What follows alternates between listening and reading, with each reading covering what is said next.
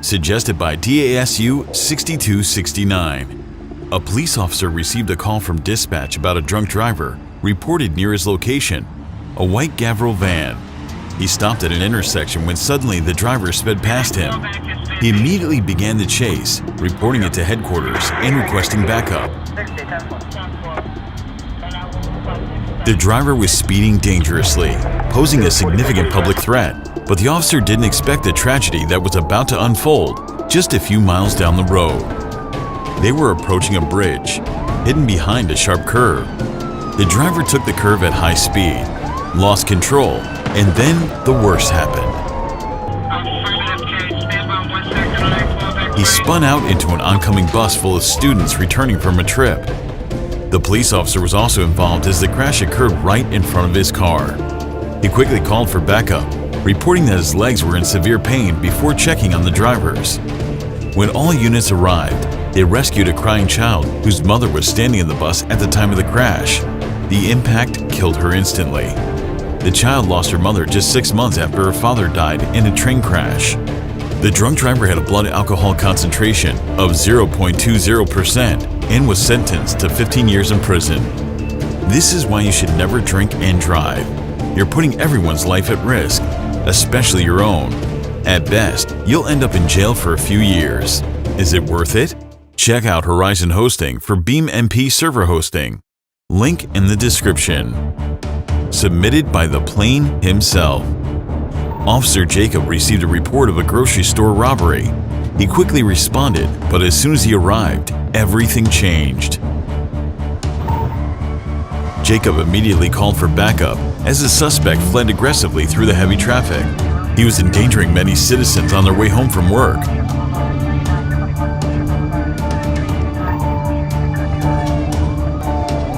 Soon, another unit joined the pursuit, Officer Jeremy.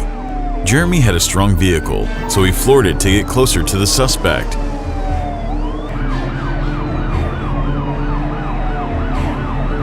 The chase continued through a small modern village, bustling with families and workers. Jeremy was close behind the suspect, but he wasn't prepared for what happened next.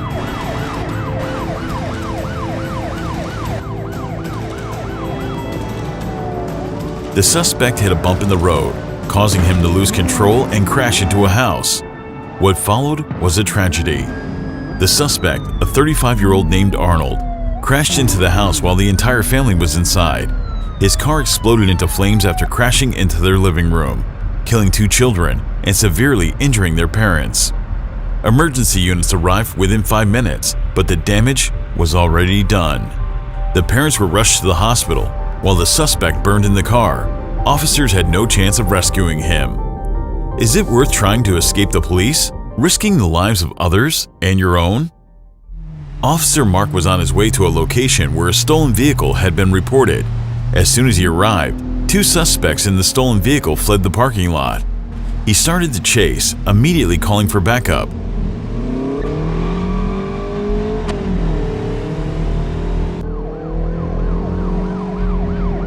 An undercover cop soon joined the pursuit, and they continued chasing the suspects through moderate traffic.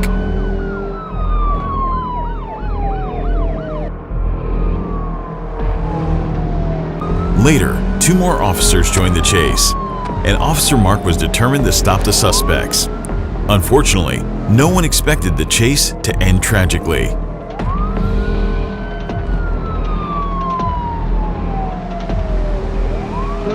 An elderly couple was driving through the intersection when they saw the reckless driver approaching, but it was too late.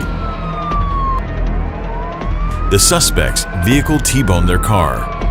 Officer Mark quickly blocked the suspect's vehicle and rushed to the white pickup truck that had been T-boned. An ambulance arrived shortly after, called by Officer Mark, who was helping the elderly couple out of the vehicle. Both citizens were taken to the ambulance for treatment. Suddenly, the elderly woman passed out in the ambulance.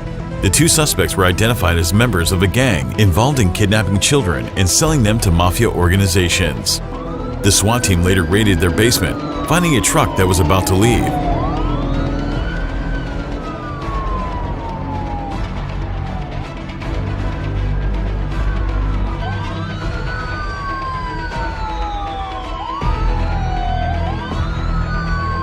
They arrested 10 suspects and rescued 10 children who were being held in the semi-truck.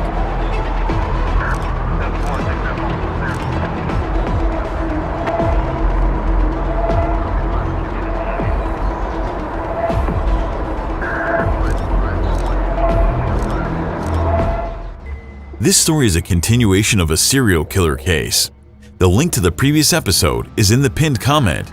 Detective Moore continued his investigation over several months, but this case was extremely challenging, with little evidence to go on.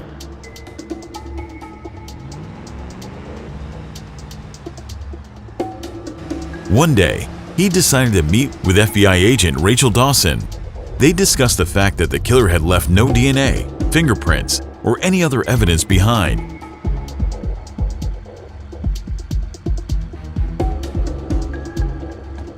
But Rachel told him, "Everyone makes mistakes. We just need to find them." Rachel showed Moore a file on the case, including a map of the locations where the killer had left his victims. It revealed a pattern that suggested where another murder might occur. Based on the distance between the murders and the intervals, they narrowed down the search to a small area in Texas.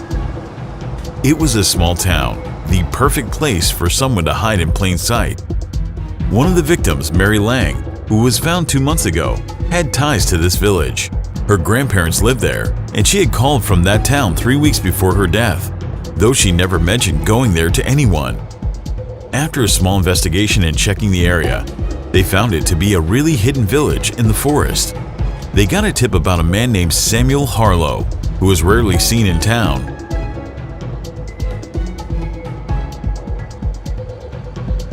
He was a farmer with no family, friends, phone, or internet connection. The key piece of evidence came from a woman who claimed to have seen Mary with a man matching Harlow's description. After a thorough investigation, the police discovered more details, making Harlow the main suspect. They obtained a warrant to search his property.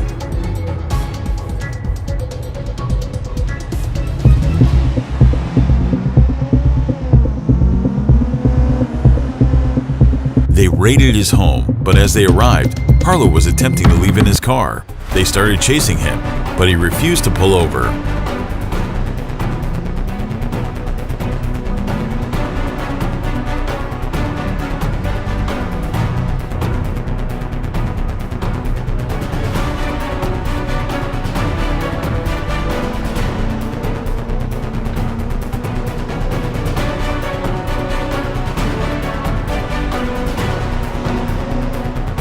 After a short chase on dusty forest roads, one of the officers performed a pit maneuver. They tried to block him, but Harlow continued to flee until he crashed into a police car.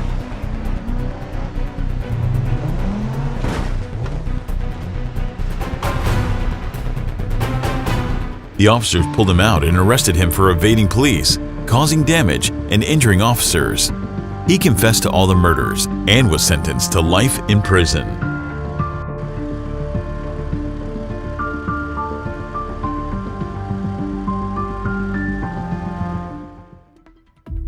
Officer Nightblood was patrolling the area and was about to stop by a local shop for coffee and donuts to start his shift. Suddenly, he got a call about a pregnant woman who needed assisted transport. He quickly turned around and headed to the address given by dispatch.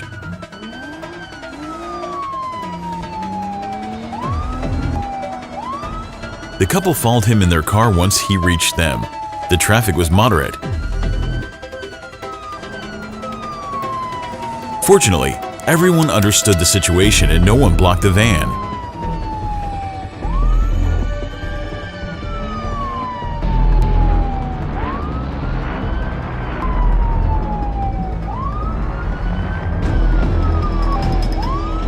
Finally, they reached the hospital, and the couple quickly rushed inside. The baby was born healthy. It's a boy. Submitted by Pikeli. A famous person was preparing to be transported to the airport. 2 police SUVs were escorting his limo from the front and back, but no one expected what was about to happen.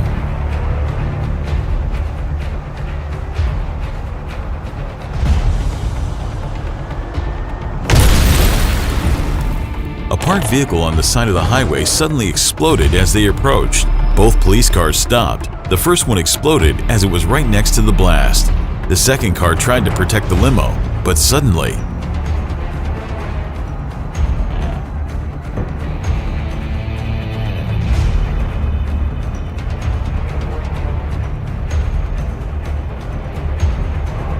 as they were calling for backup and reporting the assassination attempt, a sedan with a machine gun mounted on the roof attacked the convoy and the police units that quickly arrived. Many officers were shot, but the famous person, along with the second SUV, managed to escape before the attackers gave chase.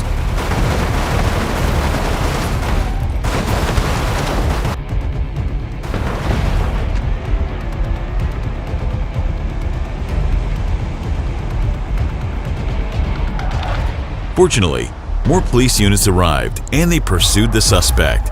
They managed to apprehend the assailant after the machine gun ran out of ammo.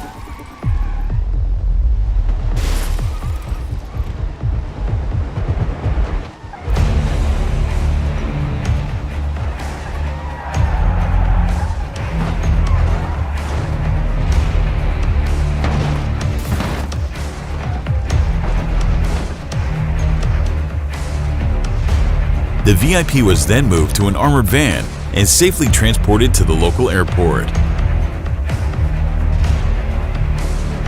If you want to have early access and download extra content, consider joining channel memberships. John and Josh were racing in their muscle cars in Texas. Both of them were driving completely crazy.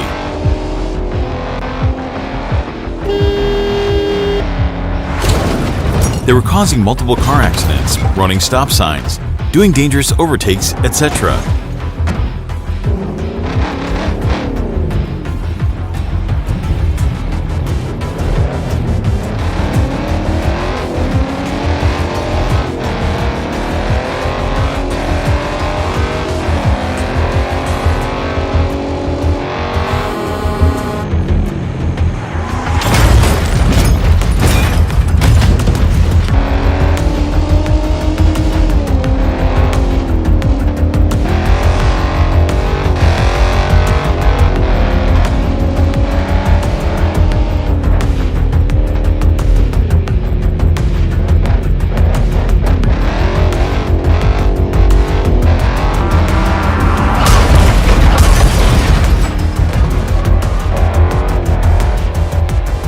Suddenly, a police officer saw them and started the pursuit. As they were trying to flee from the police officer, John lost control and crashed with an oncoming vehicle.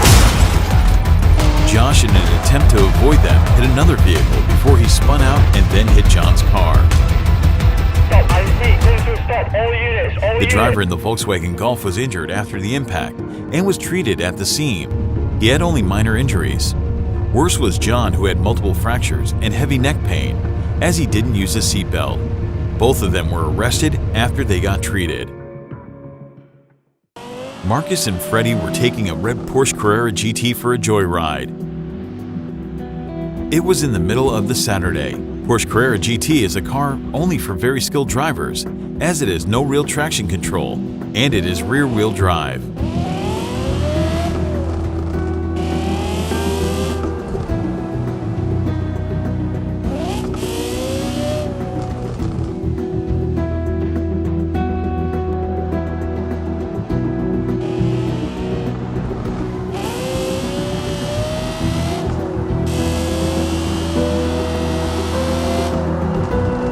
As they were driving through a curvy road, Marcus lost control and crashed into a light pole.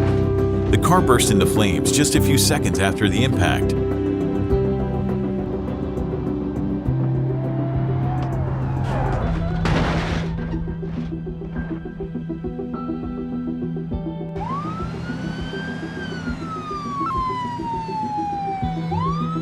Unfortunately, both of the drivers died. The cause of the collision were tires with almost flat pattern. Also, they were still pretty cold as they drove only for a few miles. Partner of this channel is Horizon Hosting. If you want your own BeamNG server, visit the link in the description.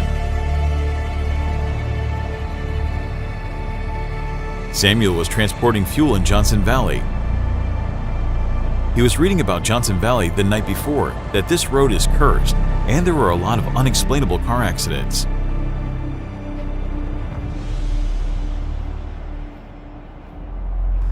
Peter with his girlfriend, coming home from Utah, crossing Johnson Valley to get into Furwood Town.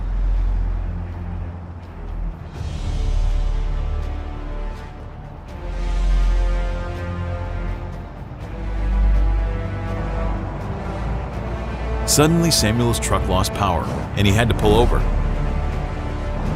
He called for a tow truck service, when suddenly, a bus rear-ended his truck. The bus then flew into the oncoming lane, crashing head-on into 3 vehicles.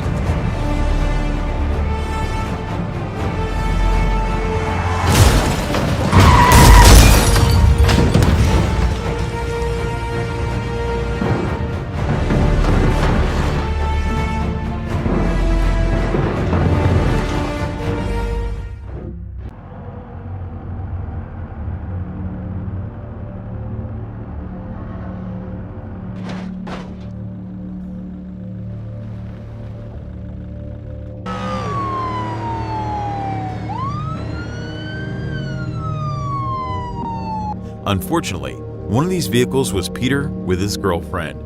They both died on impact. The other 2 drivers were transported to a hospital and released the same day. The bus driver said that he fell asleep and he woke back up a second before the impact.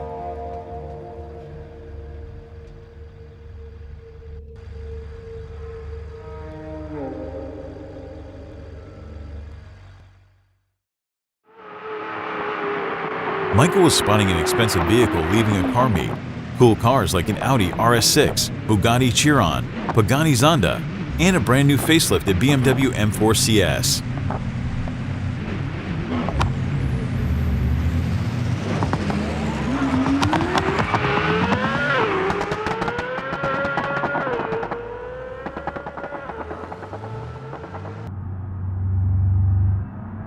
Suddenly, the BMW lost control after it floored the gas pedal and crashed head-on with an SUV.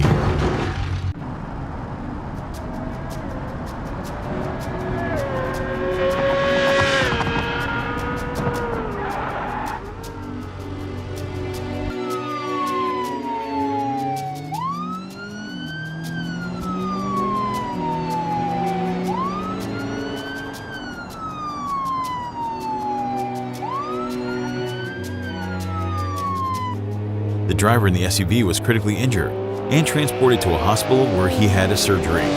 The BMW driver also had heavy injuries that required 3 days stay in a hospital.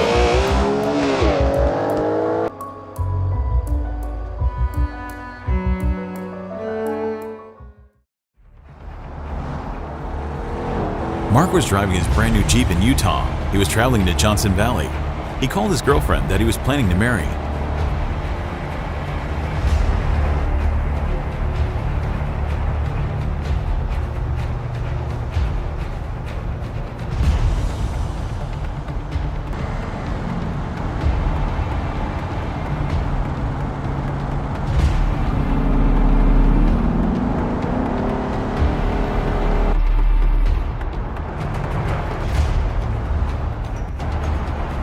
Suddenly, a driver flew into an oncoming lane and crashed head-on with a Mercedes GLS.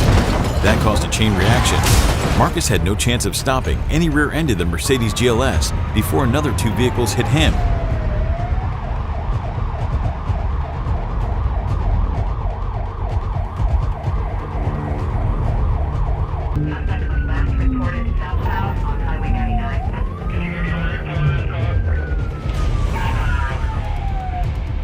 Mark was with a neck pain that was treated in the ambulance van. The driver of a red hatchback didn't survive the collision.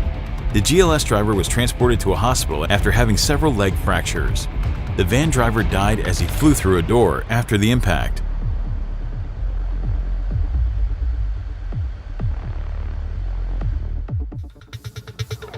Officer Nightblood was pursuing a suspect that was involved in drug dealing. 3 police cars were chasing a gray SUV speeding through River State. It was in the middle of the day when a lot of cars were on the road.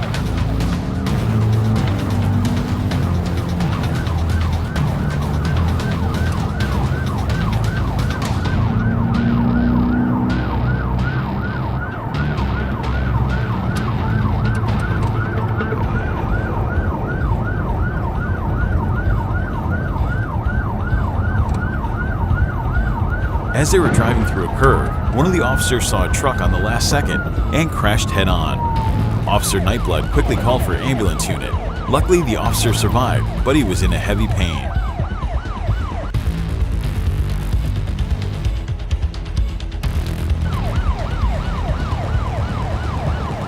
The chase continued for a few miles.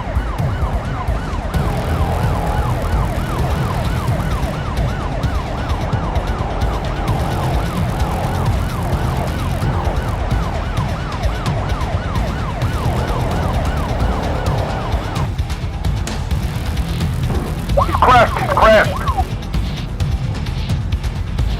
Suddenly, the suspect rear-ended a van. Officers blocked him, disabled his car, and arrested the driver.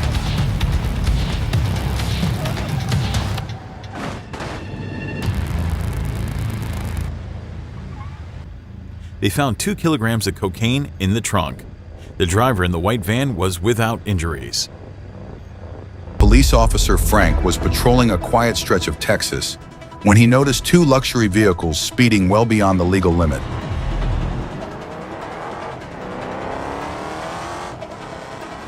They were racing down the road with no regard for safety. Without hesitation, Officer Frank turned on his patrol lights, signaling the drivers to pull over.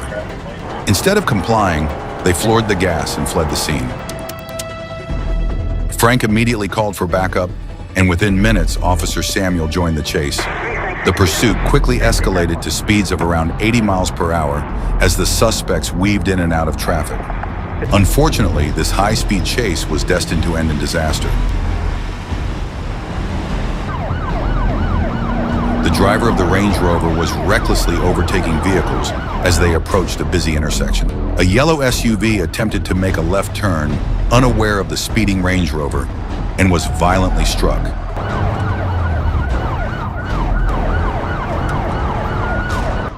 The impact sent debris flying, blocking the intersection entirely, leaving the second suspect with nowhere to run. Realizing escape was futile, the second driver surrendered. Both suspects were arrested, and after a thorough investigation, it was revealed that the vehicles had been stolen from a nearby dealership. The damages were estimated at a staggering $90,000, with the Range Rover being totaled. The driver of the yellow SUV was transported to the hospital with non-life-threatening injuries. Let this serve as a reminder. Engaging in illegal activities will always catch up to you, and sooner or later, you will find yourself behind bars. Officer Mark was patrolling undercover in his specially outfitted Toyota Supra when his attention was drawn to a blue Supra that had just merged onto the main road. Without warning, the blue car roared past him at an alarming 90 miles per hour, clearly breaking the speed limit. Mark instantly began pursuit, but the chase was brief. The blue Supra, now speeding through a curvy section of the road with moderate traffic, misjudged a turn and sideswiped a taxi.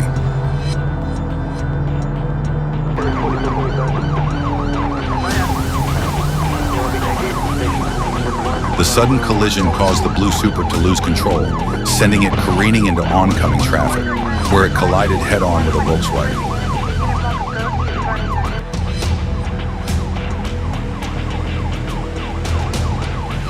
Fortunately, despite the severity of the crash, everyone involved was unharmed, thanks to seatbelts. The driver of the blue Supra was quickly taken into custody and charged with evading the police, street racing, and causing a car accident. Officer Mark emphasized the importance of wearing seatbelts, obeying speed limits, and never racing in traffic, because the consequences can be severe. Officer Richard was on duty in Fairhaven when he noticed something unusual: a convoy of 4 luxury vehicles speeding through the city streets. To make matters worse, they blatantly ran a red light. Richard wasted no time and initiated pursuit, immediately calling for backup. As expected, the drivers attempted to flee, but reinforcements arrived quickly, with 2 additional police vehicles joining the chase.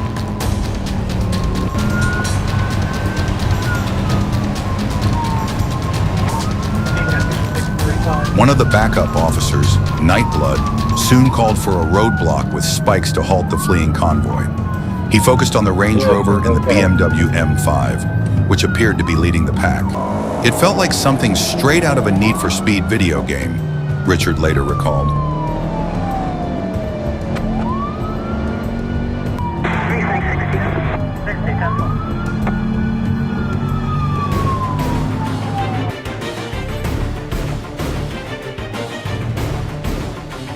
The high-speed chase tore through downtown, where the driver of a GLE crashed into a cargo van, losing control before plowing into the side of a building.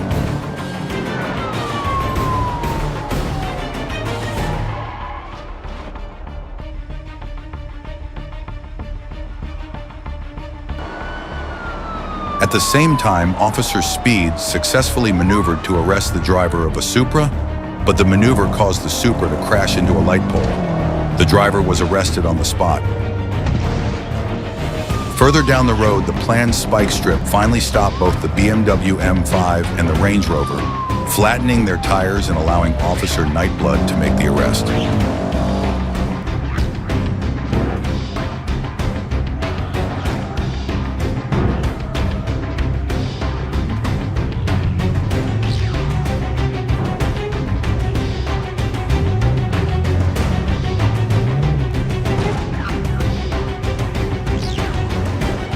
The 20-year-old Supra driver was transported to the hospital with major injuries but fortunately survived. He was later charged with grand theft auto and evading the police. The Range Rover and BMW M5 drivers, two black males aged 21 and 24, were also taken into custody. The courage and dedication of the police officers who risk their lives daily for our safety should never be taken for granted. In the midst of an afternoon rush hour, 4 police cars were hot on the trail of a suspect involved in a drug deal. The pursuit had started a few miles back, when officers first spotted the suspect acting suspiciously in a parking lot. As they attempted to approach him, he bolted from the scene. Traffic was heavy, with commuters heading home for the day. The chase led to a blind curve, and just beyond it was a busy intersection.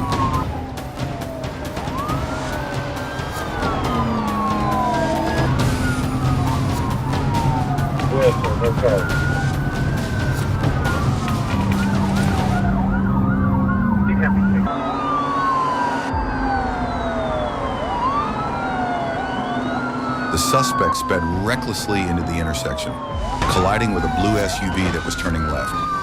Despite the crash, the suspect kept driving, refusing to give up. One of the officers executed a pit maneuver to disable the suspect's car, but he still attempted to escape. Meanwhile, another officer was forced off the road, narrowly avoiding several trees. In a swift team effort, the police boxed in the suspect's vehicle, ending the pursuit once and for all. Upon searching the vehicle, officers discovered 2 kilos of illegal substances. The suspect was arrested and charged with evading the police, drug possession, and causing a car accident. Thankfully, the driver of the blue SUV walked away without any injuries. Officer Ben was patrolling the highways of Utah when he spotted a familiar vehicle. The driver had an extensive record of traffic violations, and to make matters worse, none of the fines had been paid. Deciding it was time to pull the driver over, Ben activated his lights, but the suspect decided to make a run for it.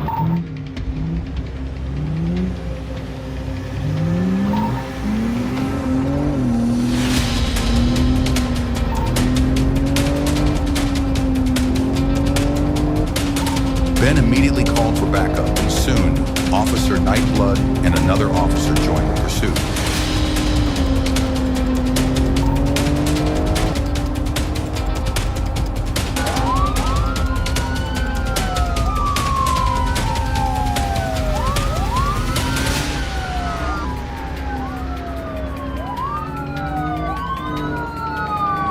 The chase took a dangerous turn as the suspect veered off the highway onto dirt roads. One of the officers had to abandon the chase since his vehicle wasn't built for off-road pursuits. However, Ben and Nightblood pressed on, determined to stop the suspect.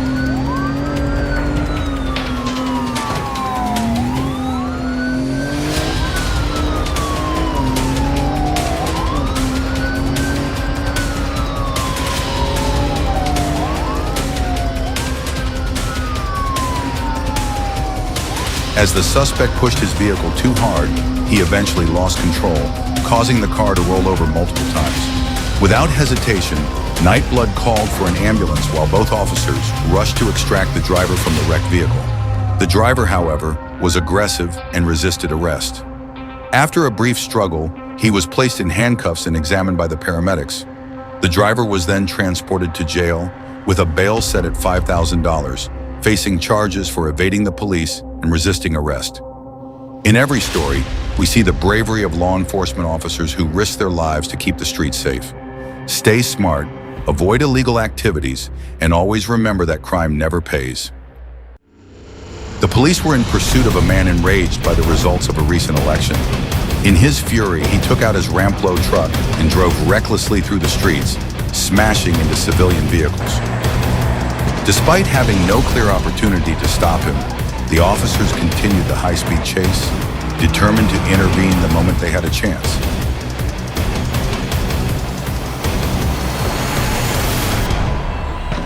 The driver plowed through any vehicle in his way, deliberately hitting some of them. It seemed as though law enforcement would be unable to bring the situation under control.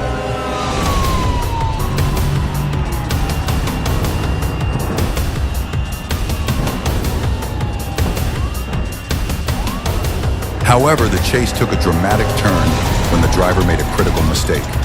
He began ramming into multiple vehicles in quick succession, which caused him to lose control of his truck. In a sudden and violent collision, the truck struck a red sedan, pushing it into the path of an oncoming semi-truck. This catastrophic sequence of events caused the driver to lose complete control, sending his truck skidding off the road and into the sandy embankment at the side of the highway. Though the police officers involved in the pursuit were unable to avoid being part of the accident, they acted swiftly. They surrounded the truck and moved in to apprehend the driver. The man was arrested on the spot and later sentenced to life in prison. His reckless actions resulted in the injury and death of several civilians, as well as over $3 million in damages.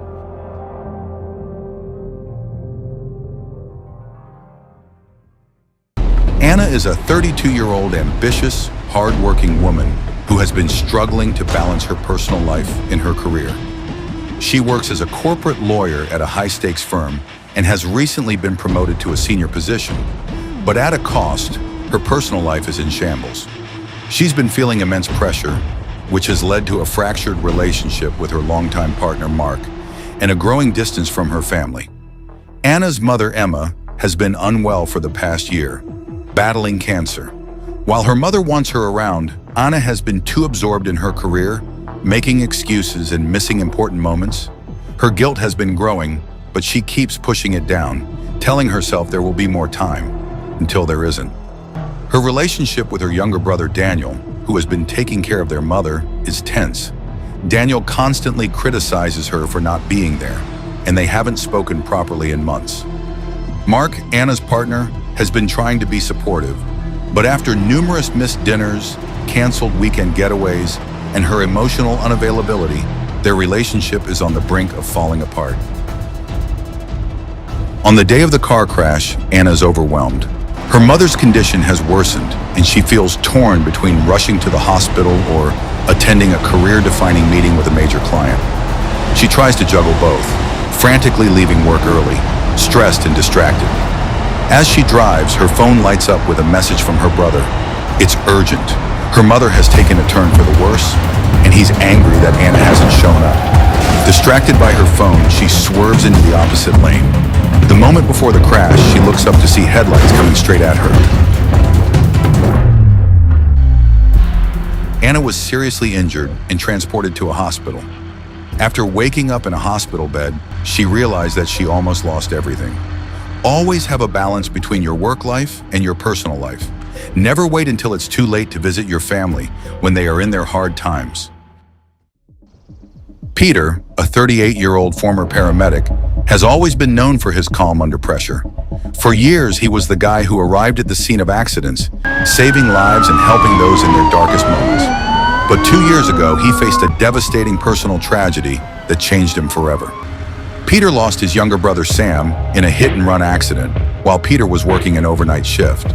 He wasn't there to help, and the guilt has been eating him alive ever since. He spiraled into depression, quit his job, and became emotionally distant from his family. After Sam's death, Peter found the unfinished route map in Sam's things and made a promise to himself. One day, he would finish the road trip in honor of his brother. Peter is driving through the outskirts of town on what seems like just another lonely afternoon. He's in an old, beat-up pickup truck that used to belong to his brother, a constant, painful reminder of what happened. His phone buzzes with messages from his sister, who's been trying to convince him to come to a family gathering. Peter stares at the phone, hesitating. His heart pounds with the weight of all the emotions he's been running from. Lost in thought, Peter misses a stop sign and swerves onto a highway at high speed. As he grips the steering wheel tighter, a loud honk jolts him back to reality. He looks up. Another car is barreling straight toward him. Peter got T-boned. Paramedics and firefighters arrived to the scene, and one of them recognized Peter as his partner from the rescues. Peter was transported to a hospital for immediate surgery to recover him. Be sure to always go to psychiatrists and talk about your problems. It can cost you more than lonely nights with your thoughts. On September 5th, 2017, Xander, a 23-year-old recent graduate, was driving his brand new Audi A6 2.0 TDI, a birthday gift from his parents.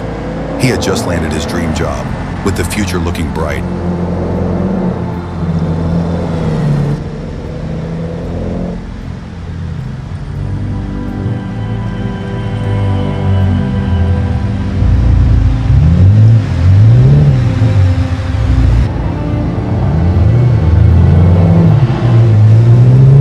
He was heading home, listening to his favorite playlist, unaware of the nightmare awaiting him. Meanwhile, Rudy, a 34-year-old thrill-seeking millionaire, was speeding through town in his Bugatti Veyron. Known for his wild lifestyle, Rudy had just left a party, adrenaline and alcohol surging through his veins. He lived fast, always chasing danger, oblivious to the consequences. As Xander approached the intersection, Rudy barreled through at 156 miles per hour, losing control. His car slammed into Xander's Audi, crushing it into a nearby pole. Xander died on impact, his promising life snuffed out in seconds. Rudy, thrown from his wrecked car, survived with major injuries but was soon arrested at the hospital. His reckless decisions destroyed more than just cars that day. He shattered lives.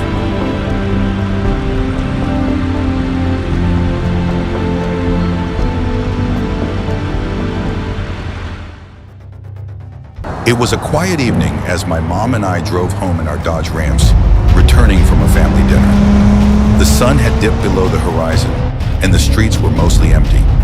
We were just talking about the day when, suddenly, our attention shifted to the road ahead. A gray Jeep Grand Cherokee was swerving erratically, weaving from lane to lane like a pinball. My mom gripped the steering wheel tighter, her face tense. I could feel my heart begin to race.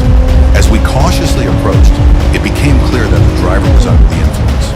The Jeep veered dangerously close to the ditch, correcting itself only to swerve back across the road. We kept our distance, hoping the driver would regain control or pull over. But in the pit of my stomach, I feared something much worse was about to happen. In an instant, it did. The woman behind the wheel clipped a large log that had fallen near the shoulder. The impact was immediate and violent.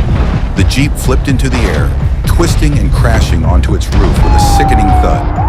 Metal crunched and glass shattered, the vehicle rolling before coming to a stop on its side. When the paramedics arrived, they worked quickly to extract her from the Jeep. She was alive but in critical condition. As they rushed her to the hospital, I couldn't shake the thought. All of this could have been avoided. One drink too many, one reckless decision, and now her life and the lives of those around her were forever changed. Then it was a rainy evening, the kind of night where visibility was poor and the roads were slick. Jane, a 32-year-old mother of two, was driving home after picking up her kids from their grandparents' house. Her SUV was packed with toys, snacks, and the tired energy of a long day. The kids, seated in the back, were quietly dozing off. As they cruised along route, Jane noticed a speeding truck in her rearview mirror. Within seconds, it slammed into the rear of Jane's SUV. The impact was so forceful that her vehicle was thrust into the opposite lane of traffic. As it spun out of control, she caught sight of an oncoming car, headlights growing larger and brighter. It was a collision she couldn't avoid. The airbags exploded, filling the cabin with smoke and dust. Jane was thrown against her seatbelt, and for a moment, everything went dark. Disoriented, Jane's first instinct was to check on her kids. To her shock and relief, they were alive, crying, being injured, but protected by their car seats, saving them from the worst. However, the front side of the SUV was crushed, and she could feel pain radiating from her legs, pinned under the dashboard. Jane had suffered a broken leg, several fractured ribs, and a concussion. The driver of the truck, who was found to be under the influence of alcohol, was also taken to the hospital but survived. Despite the severity of the crash, no one lost their life that night. Months later, Jane reflected on that terrifying evening. Though she endured a painful recovery, she was forever grateful for the miracle that kept her children safe. Peter was no stranger to speed. With a long record of traffic violations, he was known for tearing up the highways like they were his personal racetrack. One evening, he and his friend roared down the highway in his Audi RS5, clocking speeds well over 170 miles per hour. But fate had other plans. As they approached an intersection, a truck abruptly merged from the middle lane into the left. Peter, going too fast to react, rear-ended the truck's trailer with devastating force.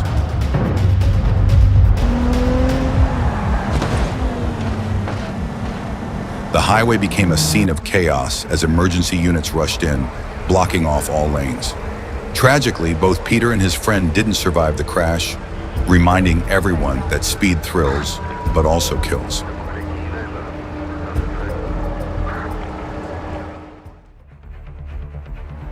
Meet Victor, a 23-year-old university student facing mounting financial woes.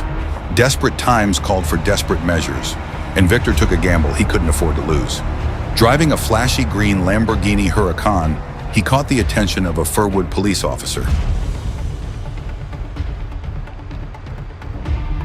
Pulled over on the roadside, Victor initially complied, but as soon as the officer stepped out, he floored the gas pedal and the chase was on. The officer's sirens wailed as they flew down the highway, but Victor's luck ran out.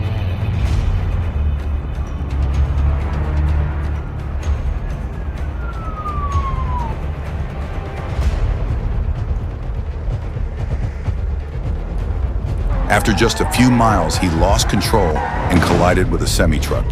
He was pulled from the wreckage, suffering from severe neck pain and a broken arm. As the investigation unfolded, it was revealed that the Lamborghini was stolen. Once he recovered, Victor found himself arrested, his life veering further off course.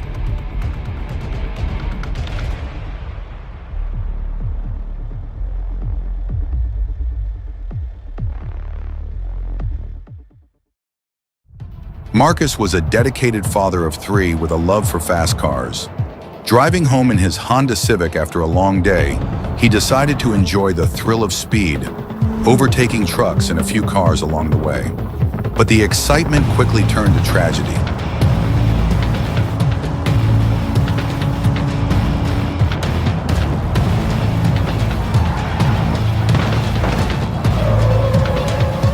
As he attempted to overtake another vehicle, he lost control and collided head-on with an oncoming BMW i7, driven by a 25-year-old successful YouTuber.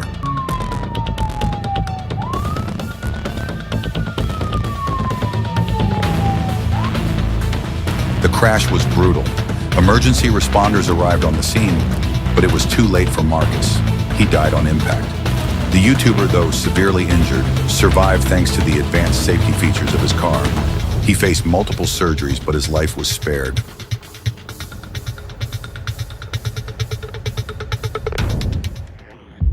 John was a 29-year-old successful businessman who lived for the thrill of the ride. Leading a convoy of supercars, including a Bugatti Veyron, he tore down the highway on his motorcycle. They approached a congested area, weaving through traffic at high speed.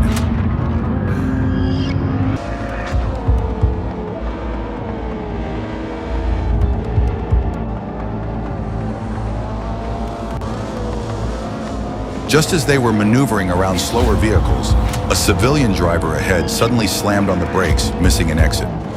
John didn't have time to react. He crashed into the vehicle and was then hit by the Veyron and a Porsche 911 in the chaos.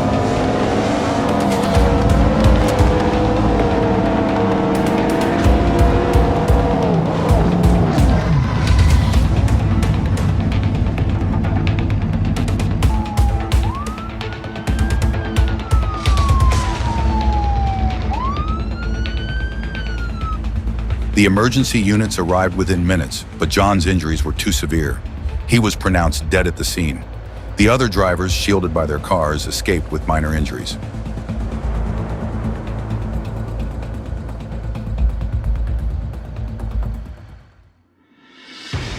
Andrew and his girlfriend were excited for their week-long vacation in Utah, cruising in his classic red Autobello Piccolina.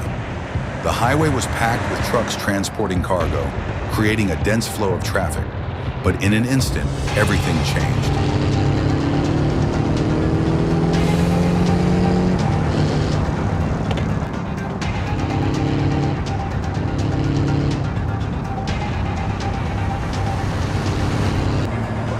An oncoming truck's tire blew out, sending it careening into the opposite lane, where it collided with another semi-truck. The impact triggered a massive chain reaction, pulling Andrew's car into the chaos.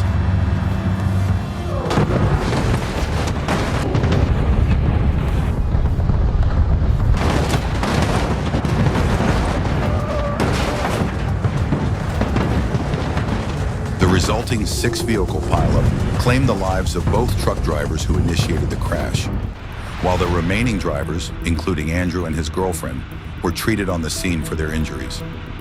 These stories remind us how quickly lives can change on the road. Tune in for more dramatic episodes and stay safe out there, drivers.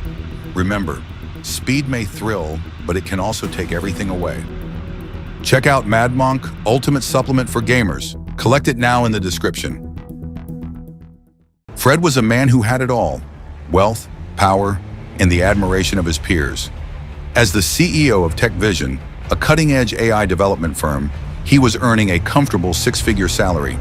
To celebrate his recent business triumphs, he bought the car of his dreams, a brand new Porsche 911 922 Turbo S.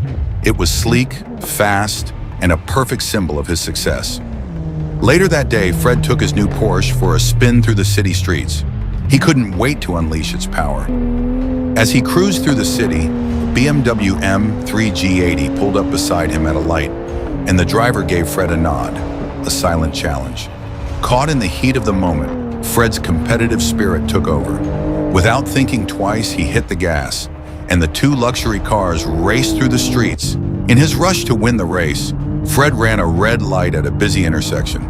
His Porsche T-boned a Dodge Ram with full force, sending the truck spinning. Witnesses quickly called emergency services. Fred was rushed to the hospital with severe injuries, but his troubles didn't end there. After a swift investigation, the authorities arrested him for street racing, reckless driving, and endangering public safety. His Porsche was wrecked, but that was nothing compared to the damage done to his life. TechVision, the company he had built from the ground up, began to spiral. One of his senior managers was appointed CEO, but without Fred's leadership, clients pulled out and profits dropped. In just a few months, Fred's empire was on the brink of collapse. Speeding through life can wreck everything you've built in a second. Drive safe. Don't let a moment of thrill ruin your future. Rob had always loved the thrill of driving fast, but that thrill quickly turned into a nightmare. Driving his Ferrari California through the busy streets of Fairhaven, he was clocked at 90 miles per hour in a 40-mile-per-hour zone by a nearby officer. When the police lights began flashing behind him, Rob made the fateful decision to flee instead of pulling over. For a few adrenaline-fueled moments, Rob weaved through traffic, but it all ended at a crowded intersection. Rob T-boned a red wagon, slamming the vehicle into a black SUV. The chaos of the crash brought traffic to a standstill, and within seconds, the police officer had Rob in custody. The driver of the red wagon, though shaken, survived thanks to modern safety features and was treated on the scene. The SUV driver walked away unscathed. Rob, however, didn't fare as well. Not wearing a seatbelt, he suffered a broken wrist and a dislocated knee. The situation escalated when a search of his car revealed heroin stashed in the back seat. As if things couldn't get worse, the police found out the Ferrari was stolen. Speeding through life may seem thrilling, but the consequences can leave you with far more than just a ticket. Drive smart, live smart.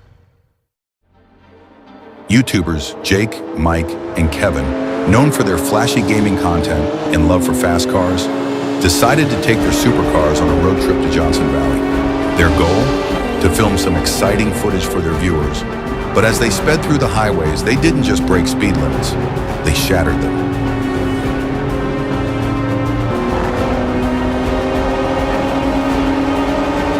They refueled at a local gas station, then hit the road again, driving recklessly.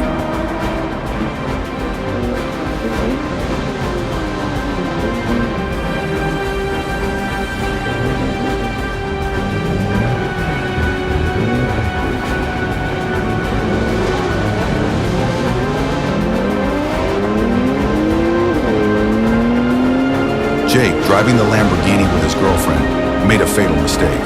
He attempted a risky overtake, not realizing a semi-truck was fast approaching. Jake lost control of the car and crashed head-on into the truck.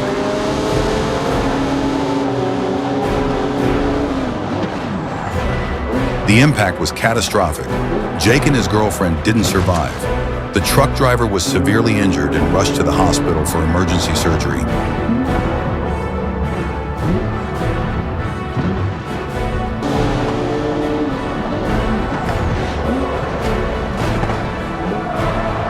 The chaos didn't end there. Mike, driving the Nissan GTR, swerved to avoid the crash but slammed into a minivan, sending the vehicle spinning into an electric pole. Thankfully, the passengers in the minivan were unharmed. Mike was injured and transported to the hospital. Chasing thrills for content can lead to devastating consequences. Don't let fame or adrenaline cloud your judgment. Drive responsibly.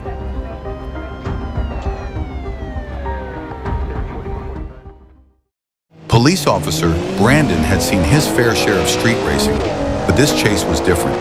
He was in pursuit of two high-performance cars, a Porsche GT3 and a Ferrari 488. The drivers showed no intention of slowing down, weaving dangerously through traffic. As they sped through a residential area, the Ferrari driver attempted a reckless maneuver and lost control. The Ferrari spun out of control and was T-boned by an oncoming red SUV. The crash was brutal. The Ferrari was split in half. The driver of the Ferrari didn't survive the impact. The driver of the SUV was rushed to the hospital with multiple broken ribs, severe head trauma, and internal bleeding, requiring immediate surgery. Street racing might seem like a rut.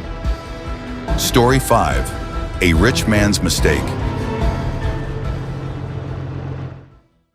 Peter, a 32-year-old entrepreneur, and his friends David, a popular influencer, and Martin, a wealthy business owner, decided to take their supercars out for a high-speed run on the highway. They felt unstoppable, but speed doesn't forgive mistakes. Peter, driving the LaFerrari, lost control as he entered a curve, rear-ending an SUV.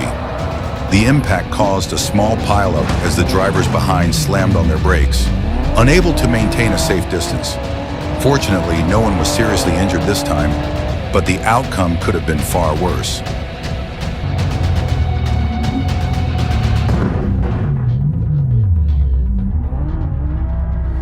Fortunately, no one was seriously injured this time, but the outcome could have been far worse. Peter and his friends were arrested for street racing and reckless endangerment. No amount of money or horsepower can protect you from the consequences of reckless driving. Stay safe and respect the road. Remember, channel memberships give you early access to new stories, exclusive car skins, and a chance to have your own stories featured. Don't miss out. Join today.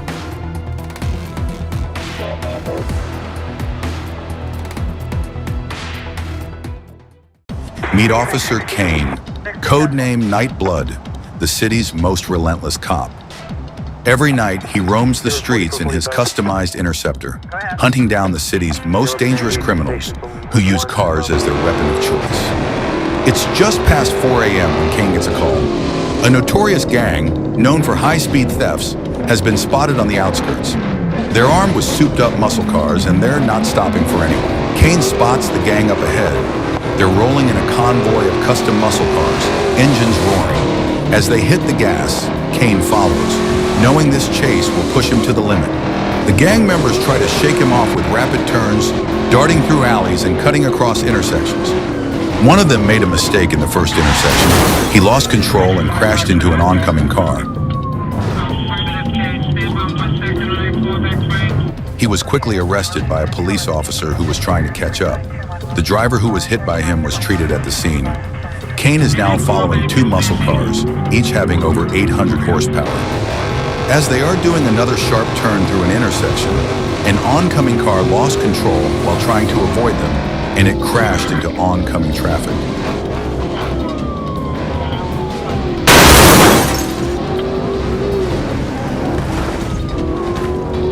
They then entered a residential area where they got blocked by a reversing Range Rover. They swerved on a sidewalk, hitting piano.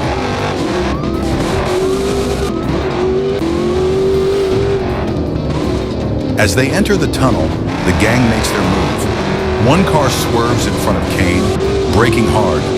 Kane anticipates the move, jerking the wheel, before doing a revenge move by doing a pit maneuver.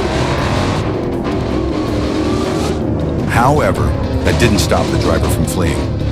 Nightblood called for roadblock with spike strips.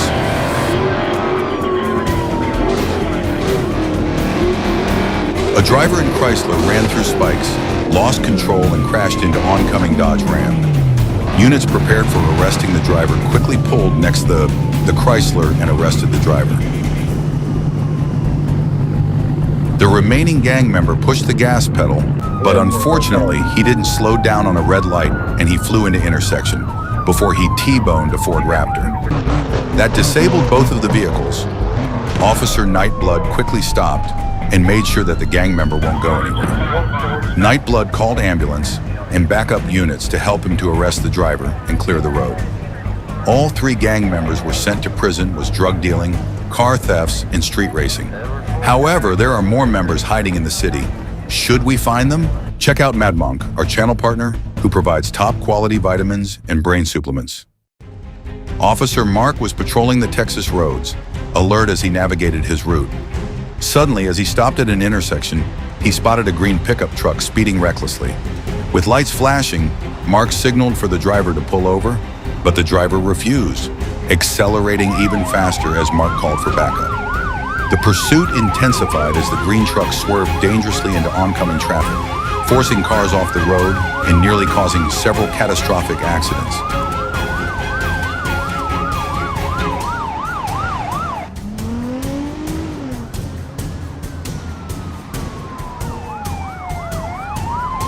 Suddenly, the driver lost control and, in a blur, the truck veered off the narrow road and collided with a tree at an alarming speed.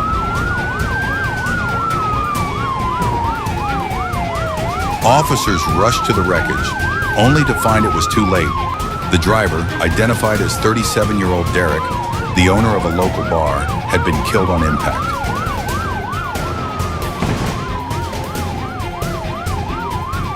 In the somber aftermath, investigators found alcohol in his bloodstream. Derek had been battling significant personal and financial hardships, and this tragic decision to drive under the influence sealed his fate. Lesson: a single decision to drive drunk can lead to irreversible tragedy. No amount of distress is worth risking lives on the road. On a warm August 8th, 2023, a stolen BMW M4 tore through the city streets, pursued by 3 police cars in a high-stakes chase. Behind the wheel was 17-year-old Thomas, a member of an organized group, weaving recklessly through traffic at over 100 miles per hour, ignoring all orders to stop. The officers devised a plan to set up spike strips, hoping to stop the car before it caused harm.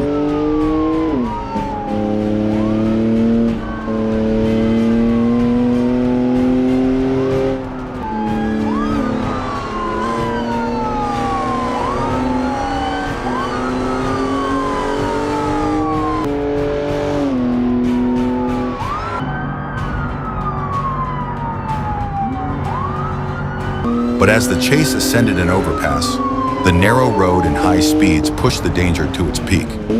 Just as the BMW hit a sharp dip, the car lifted off the ground, and upon landing, Thomas lost control. In a terrible twist, he spun out and collided head-on with an oncoming semi-truck. The police quickly encircled the wrecked BMW, rescuing Thomas from the mangled vehicle. With broken legs and a dislocated shoulder, he faced multiple surgeries before recovering and facing prison time for his crimes. Lesson: recklessness on the road endangers everyone, and no thrill is worth the cost of lives or the consequences of crime. Officer Park's pursuit that sunny Saturday was fast and desperate.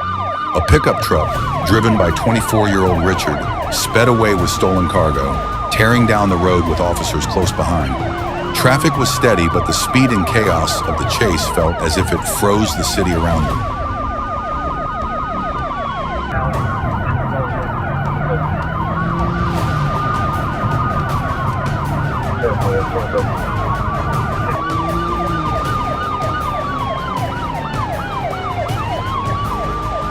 Then the worst happened. As Richard approached an intersection at full speed, he ran a red light and T-boned a minivan, sending his truck into 2 additional cars waiting in oncoming lanes.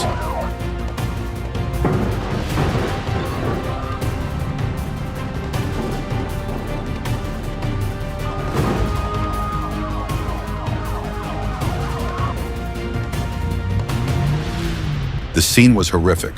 The driver of the minivan lost their life, while other drivers fortunately escaped with only minor injuries. Richard, injured but alive, was transported to the hospital and later sentenced to 2 years in prison, along with 300 hours of public service. He faced the consequences of his reckless actions, but the devastation left in his wake would never be erased. Lesson: reckless driving can bring permanent loss and irreversible pain. No stolen goods are worth the life of another. Officer Peter was patrolling the River State area, his day calm, until chaos surged onto the scene.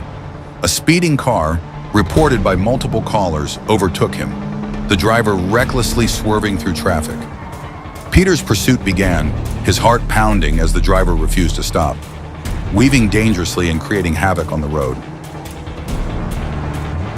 Attempting several tactical maneuvers, Peter made several attempts to stop the driver, who spun out but continued on each time, narrowly escaping.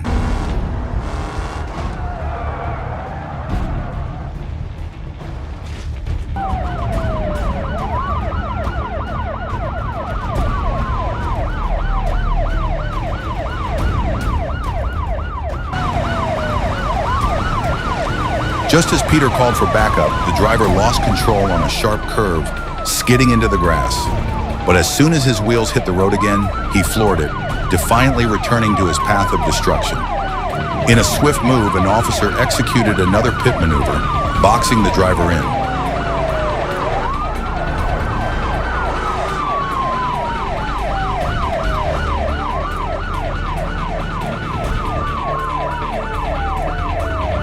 But the chaos wasn't over. The driver smashed into a police car, trying to flee once more.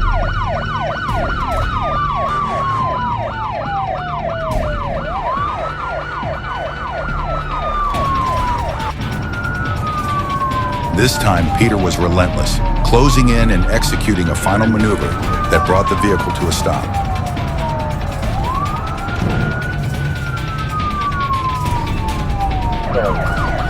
Officers apprehended the driver, a 40-year-old man with a history of violations, whose license was immediately suspended. Lesson: driving under the influence turns a car into a weapon. Refusing to stop only amplifies the danger, and the consequences can be severe and lasting.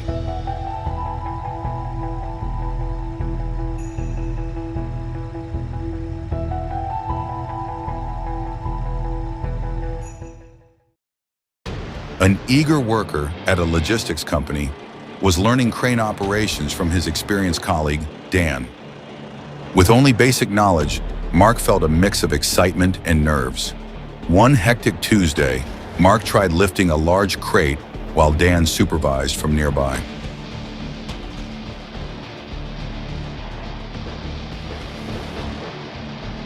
Miscalculating the weight distribution, Mark held the crate incorrectly, causing it to slip from the crane.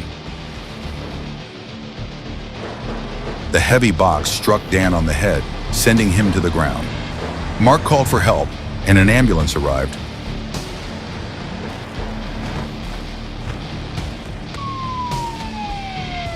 As Dan was rushed to the hospital, Mark faced intense police questioning.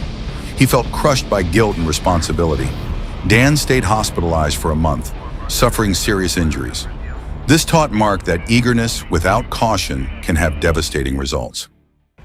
Bryce was driving home, looking forward to an evening with his girlfriend Maya.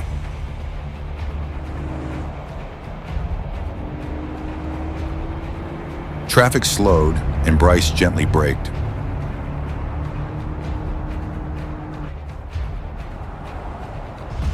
Suddenly, a distracted semi-truck driver rear-ended Bryce, crushing his car into another truck.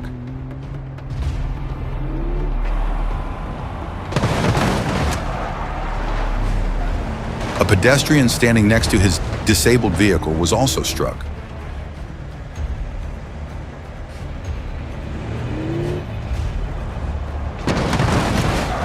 When emergency responders arrived, they found Bryce lifeless inside his crumpled car.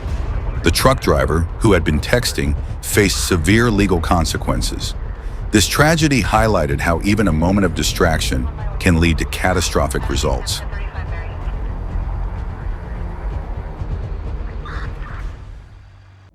Norbert, a stressed corporate manager, found an escape in reckless driving. One evening, after a heated argument at work, he sped through the city streets, overtaking vehicles carelessly.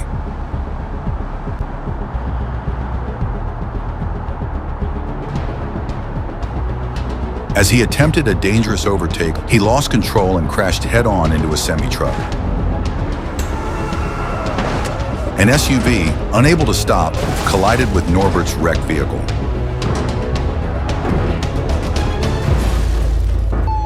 Despite surgery, Norbert succumbed to his injuries. His pursuit of adrenaline and control on the road had devastating consequences, showing that trying to escape pressure through recklessness can end in tragedy.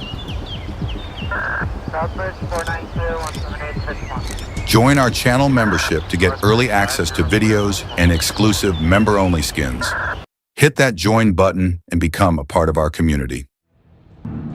Peter witnessed two luxury cars, a BMW M4 and a Mercedes GLE, racing past him recklessly.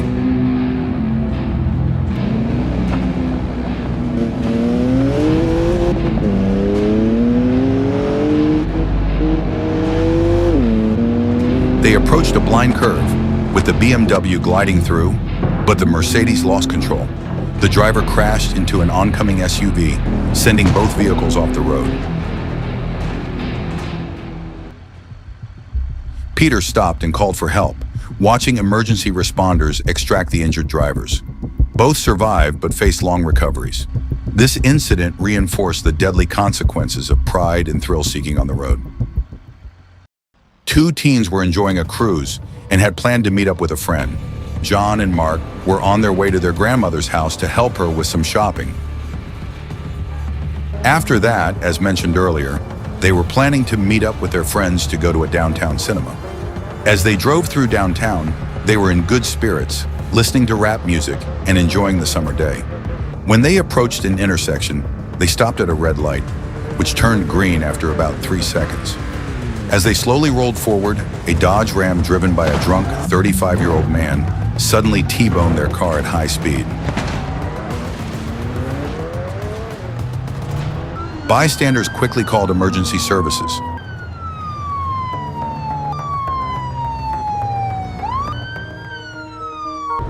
The impact left the teens in critical condition, shattering their dreams for the future. This tragic event highlights the severe consequences of reckless actions and the fragility of youth in the face of another person's negligence.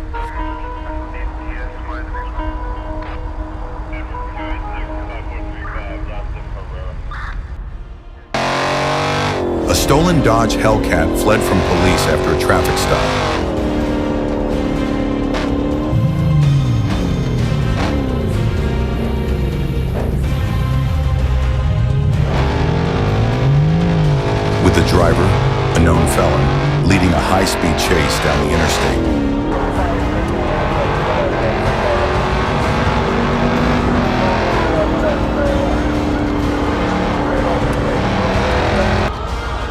thrill of evasion seemed like a game to him, but when he lost control and collided with a semi-truck, the chase ended in a crash.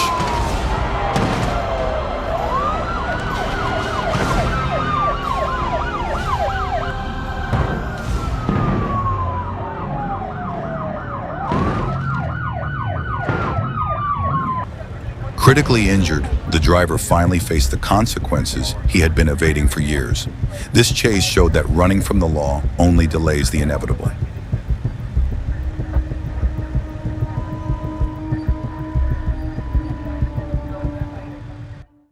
Donald and his girlfriend were nearing home after a long trip, laughing and planning their weekend. As they entered a tunnel, traffic came to an abrupt halt due to a broken-down semi-truck.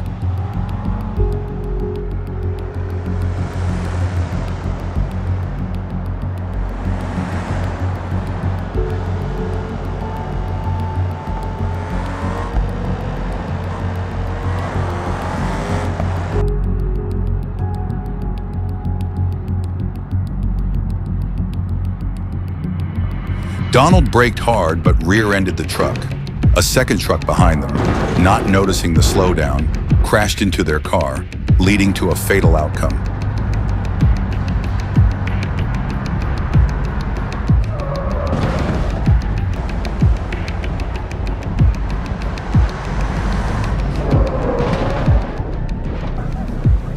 This incident showed that even in familiar places, the smallest distractions can shatter dreams and lives in an instant.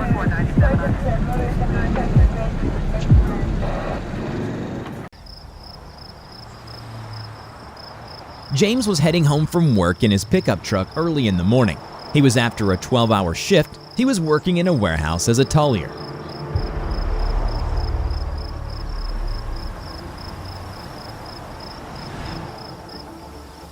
At the same time, Daniel, the manager of a 20-member team in a logistic company, was driving to work. He had a brand new Tesla Model 3. James went on the highway, driving in opposite lane from Daniel. Suddenly, James fell asleep.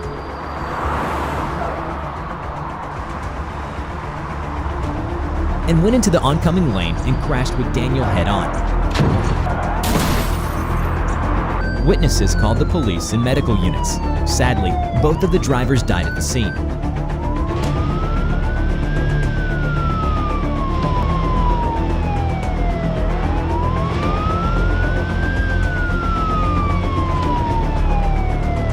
Both received severe injuries. The road was closed for 4 hours before it got cleared.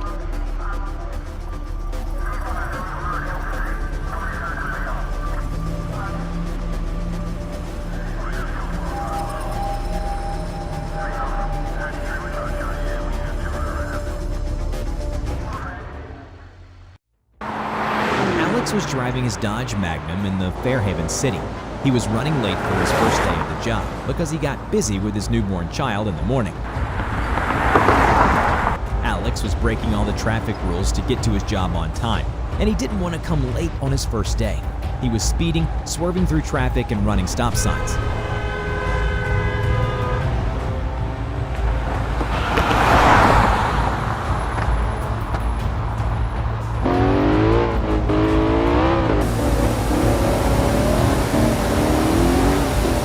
Suddenly, one vehicle wanted to merge into another lane, while Alex was driving at a very high speed. Alex lost control, hit the vehicle, which then lost control and flew onto the oncoming lane, where it crashed head-on with an SUV. Alex kept driving, making it a hit-and-run accident. Surrounding drivers called medical units and police.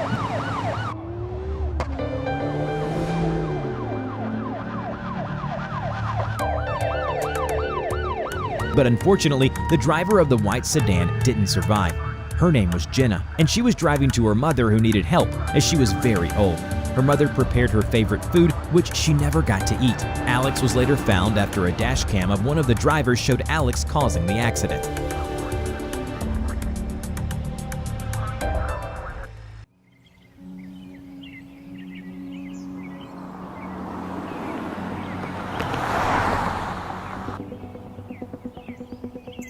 Hazuki Ren just purchased his brand new Bentley Bentayga 2020. He took it for a spin just to try out the vehicle and he enjoyed it after working hard for the car. Hazuki was a software developer who was creating his apps for traders, healthy eating, and he made a few games, until he finally was able to get success and many people reached his apps, which made him a lot of money. At the same time, Kawasaka Hanoka was driving at a high speed in her convertible sports car.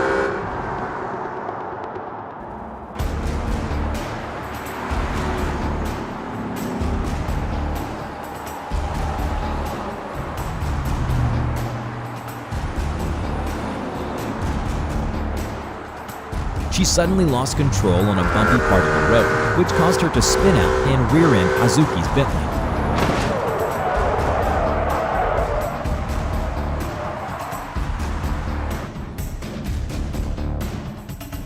As they came to a stop, one of the drivers wasn't paying attention and crashed into Kawasaka's car. Hazuki was very sad to the situation. His car was totaled. Kawasaka was transported to the hospital and she was released the next day. Her driver's license was suspended and she was fined $1,500.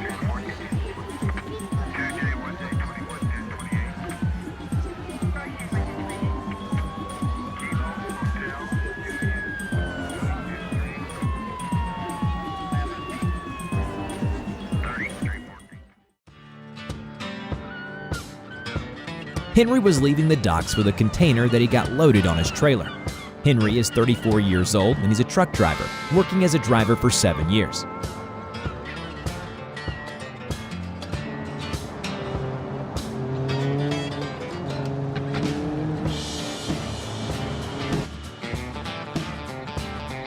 This was supposed to be a regular delivery of cargo, which unfortunately turned into a nightmare. Martin was driving home from work in his Kia Ceed. His wife was in the hospital with their child.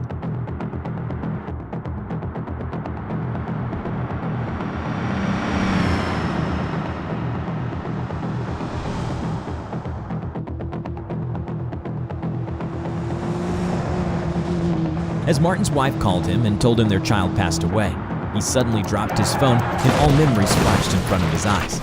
But he didn't realize he is drifting into the oncoming lane with his car.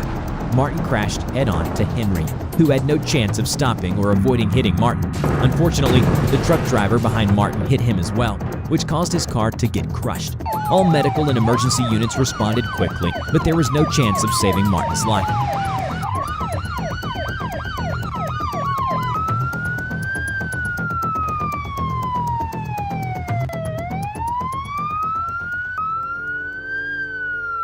Truck drivers had injuries that had to be treated at the hospital: fractured arm, heavy back pain, and dislocated knee, as well as some deep scratches from the particles. The news was delivered to his wife, which made her completely devastated. She had to visit psychiatrists for another 2 years to get out of the trauma she was experiencing after losing her son and husband.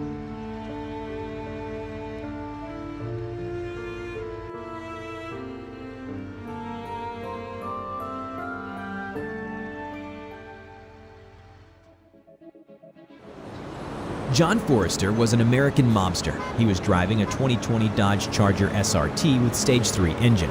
He loved racing and fast cars. On the evening, he took a risky job, transporting a high-value goods across the city.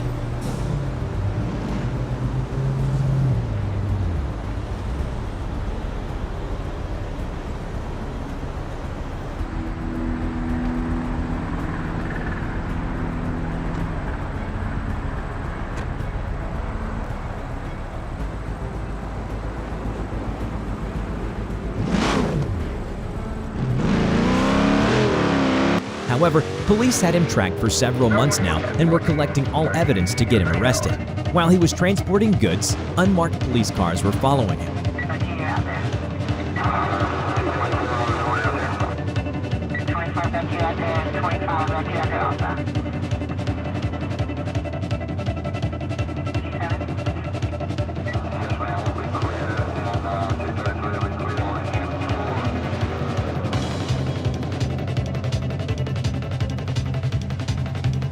When he stopped at one of the locations, they turned on the sirens and wanted to arrest him. However, he floored the gas pedal and started fleeing. And that's when a big police chase through the downtown started.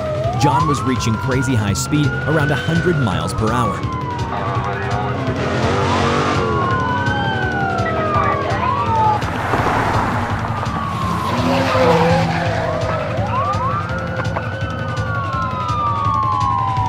but he made one risky move, which caused him to lose control, and he got T-boned by a semi-truck.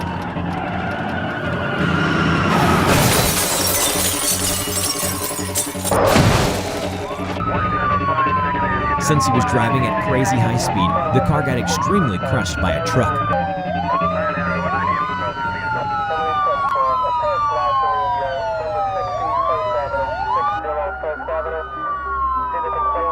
John had no chance of surviving this accident. The truck driver was transported to a hospital before he started his one-year-long therapy from the terrible nightmares from the accident.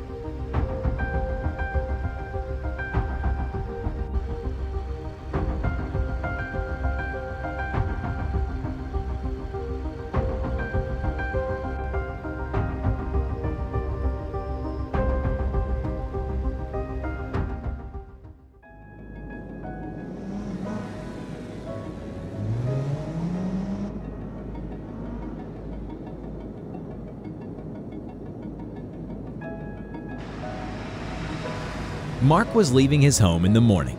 He was traveling to work. He had a job around 15 miles from home, and he was working as a pizza delivery driver. It was a pretty hot summer day, and it was expected to be 100 degrees and more.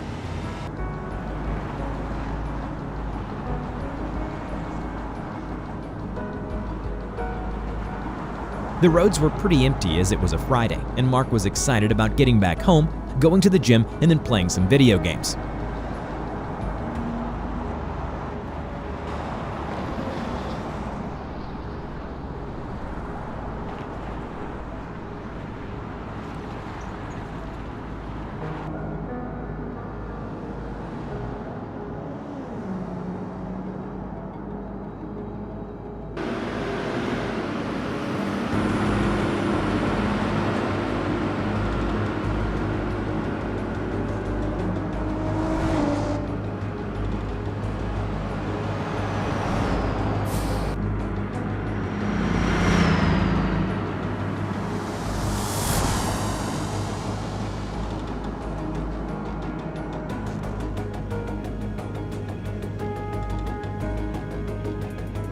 He got stuck behind a slow truck, so he decided to overtake it.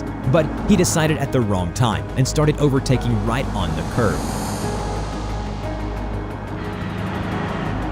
An oncoming semi-truck appeared right in front of Mark, and they collided head-on.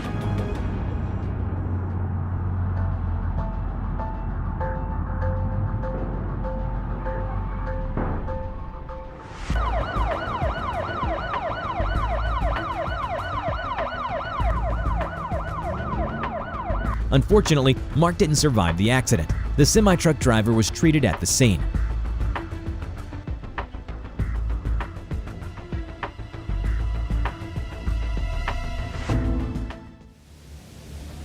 Storm chasers Ryan and Jimmy were preparing for a big storm that was expected in the River State area, as dark clouds were above their heads and weather conditions were crazy for tornadoes.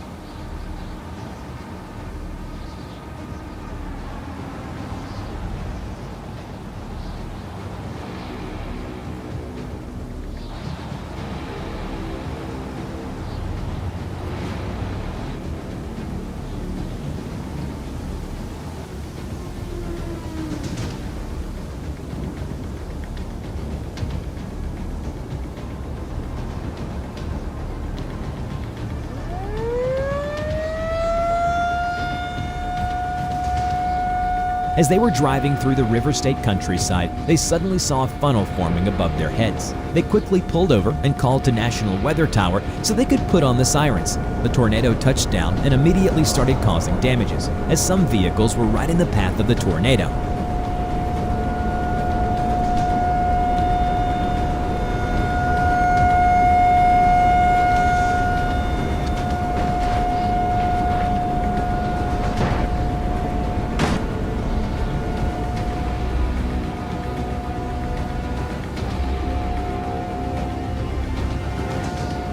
Unfortunately, a tourist bus with 40 people got hit by a tornado too, and the bus rolled over.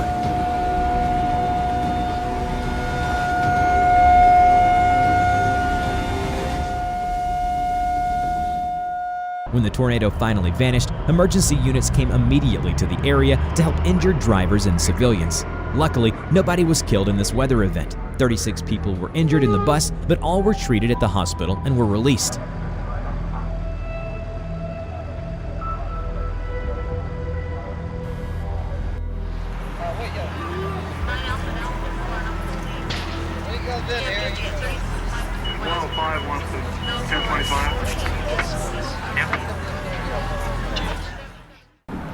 John Versky just got his new Ibishu Solana fixed after a month of waiting. He was driving down the river highway and was traveling to Emerald Lake. John was driving around 100 miles per hour.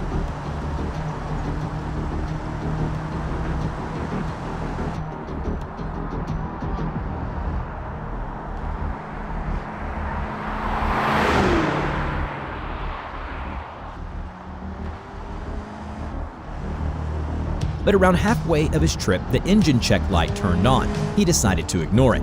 That was until his engine stuttered and failed. He tried to pull over, but the car wouldn't turn left or right, so he tried to brake, but that wouldn't work either. As he approached a curve, he kept driving straight until he reached oncoming lanes where he crashed head-on with Procyon Centauri before they hit another car driving behind the Procyon. People around stopped and called 911, but unfortunately, John died on the scene as the impact was so strong that he had no chance of surviving.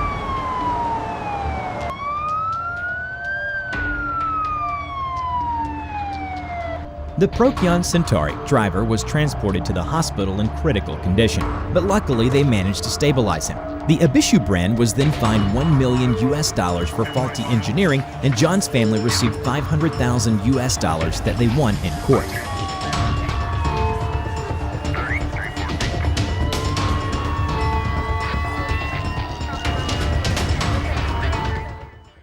Thank you to the partner MadMonkey for helping me making this epic season. More info on madmonkey.gg/BeamNGTV. Get your focus and gaming skills to the next level.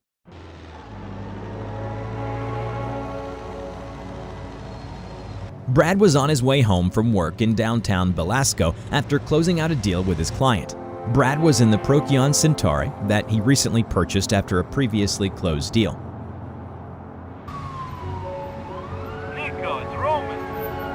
Let's go bowling. Edward got into an argument with his girlfriend and consumed multiple beers before hopping into his Mercedes AMG and driving very aggressively.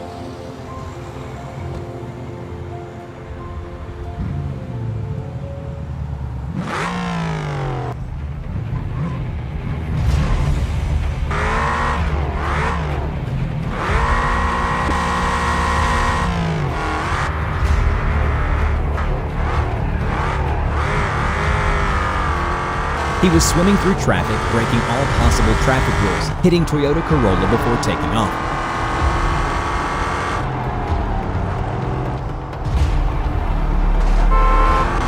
The Toyota driver tried to follow Edward.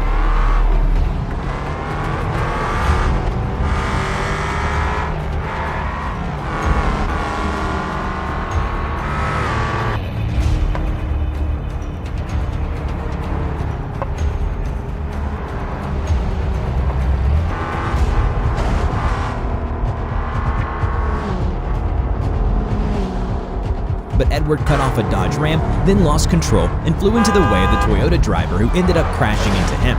This crash was recorded by a taxi driver, Tim, who was just 25 years old. Edward kept on driving very fast. Police received multiple reports of his driving, but they didn't manage to find him until Edward T-boned a Tahoe on the intersection.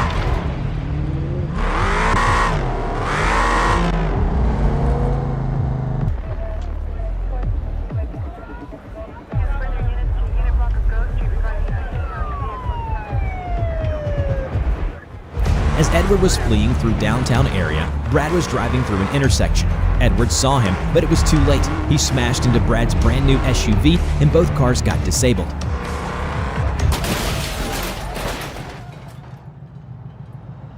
Emergency crews arrived on all the scenes quickly, and the police did not take long to find out Edward was under the influence of alcohol, considering he consumed 2 more beers while driving. Both of the occupants in the Tahoe were transported to the hospital for minor injuries and released the next day. The Camry driver fractured their arm and needed surgery.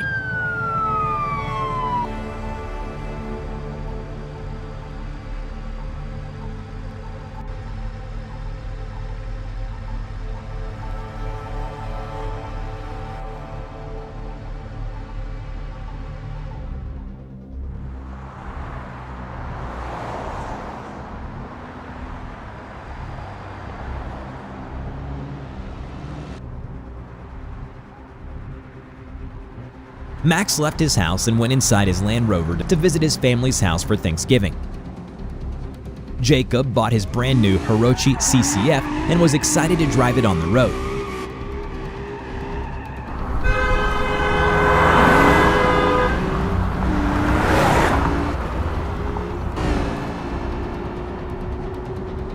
Oliver was a bus driver who was carrying 20 people to go to their destinations on time.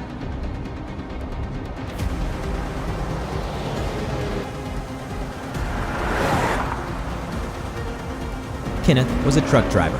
He was carrying wood planks, but Kenneth was using illegal substances to keep himself awake.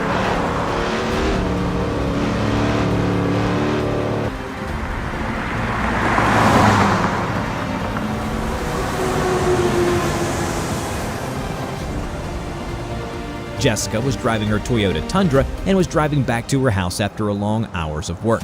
Max, Jacob, and others entered the highway, and a few minutes later, Kenneth's front left wheel burst and caused him to swerve to the other lane, in which he collided into Jessica, pushing her into the oncoming lane.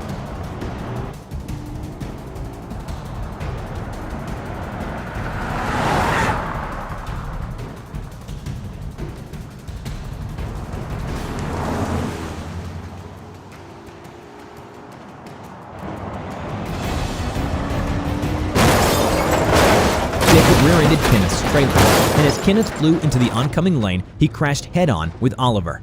Emergency units arrived to the scene immediately. Unfortunately, Kenneth and Oliver died on impact. 12 passengers died due to injuries from the crash, and the rest were in critical condition. The impact happened at around 50 miles per hour. Jessica and Jacob were without injuries.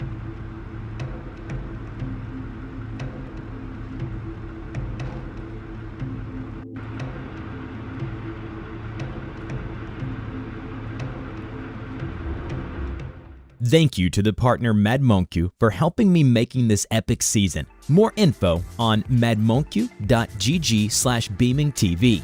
Get your focus and gaming skills to the next level. Thomas, a Frenchman, leaves the airport with his chariot picnic, which he rented before he landed in Italy. He was having a holiday in Castello. Shara, an old lady, leaves her house in Conca Azzurra to take his old Autobello Piccolina to go to his car dealership, Claudio Motors, in Castelletto for vehicle maintenance. Marcus, who is a professional German truck driver, was transporting wooden planks with his Segra Ultima. Thomas was getting closer to Castello while Shara was driving in front of him. Marcus was in a hurry because he was getting late with his delivery, and he would be fined if he was even 10 minutes late. He started reaching high speed with his semi-truck until he approached a sharp curve, where he slid into an oncoming lane and crashed head-on with Shara.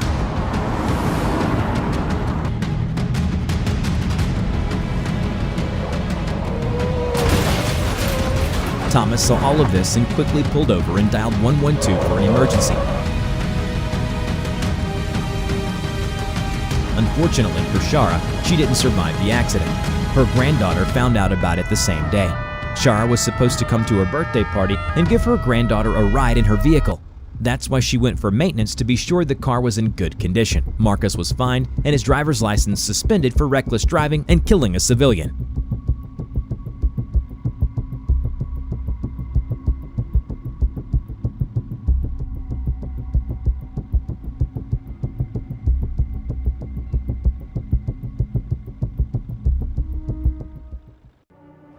Amanda was driving her SUV on the freeway in Belasco in the morning, taking her son and daughter to school.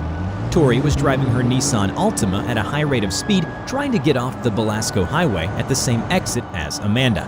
Harold was driving a semi delivering wood for construction on a new housing project in downtown Belasco. Ethan and Nick were plumbers on their way to an apartment off the Belasco Highway to fix an issue with the kitchen sink. Ethan started slowing down to exit the freeway while trying to merge behind Amanda. Harold realized he had to exit the highway too, but since he was in the wrong lane, he merged across the lanes. He hit Ethan and Amanda before he lost control and rolled on the back of a semi-truck and drifted through all the lanes. Ethan and Nick lost control after getting hit by Harold, and they got hit by Tori at about 54 miles per hour.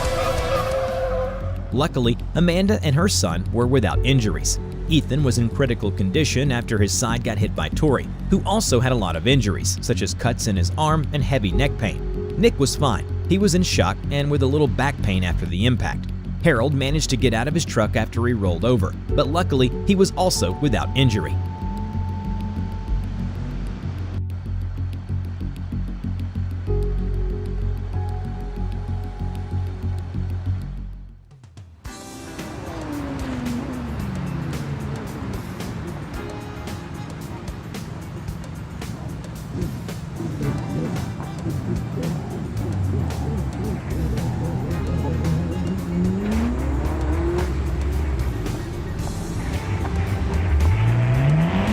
The teacher was leaving school after the day finally ended.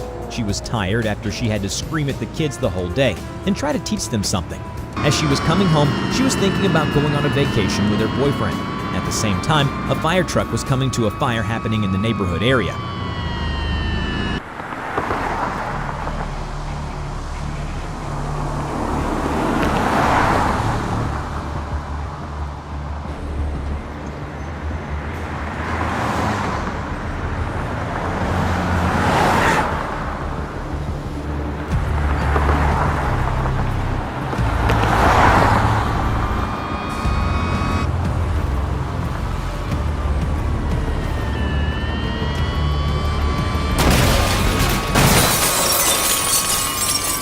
They were driving through a busy street when suddenly the teacher failed to yield to them and they T-boned her. It threw her vehicle into an oncoming lane where it collided with another driver. The teacher ended up with a fractured leg and neck, and she needed an immediate surgery. She was taken to a hospital where they managed to stabilize her. The firefighters were taken to a hospital as they crashed into a tree after crashing into the teacher's car. Luckily, all survived, but 2 of them in the front seats had to recover for 3 months.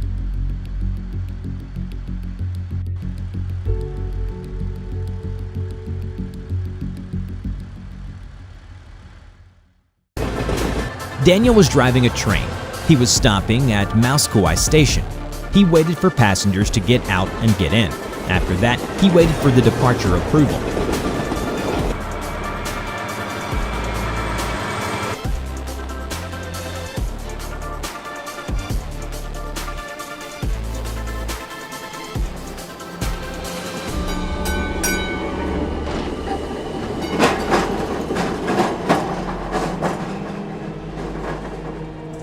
At the same time, Henry was driving a cargo train, approaching the station where Daniel was waiting.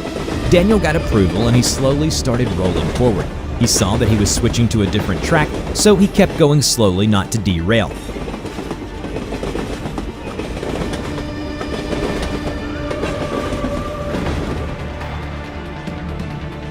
But suddenly, he saw Henry driving on the same track, approaching him at a very high speed. He quickly pulled the emergency brakes. Henry did the same, but the crash could not be avoided. People who saw the accident quickly called for emergency units. The incident killed 13 people. Daniel and Henry were killed right on the impact. The train dispatcher of Mouskoai Station was found guilty.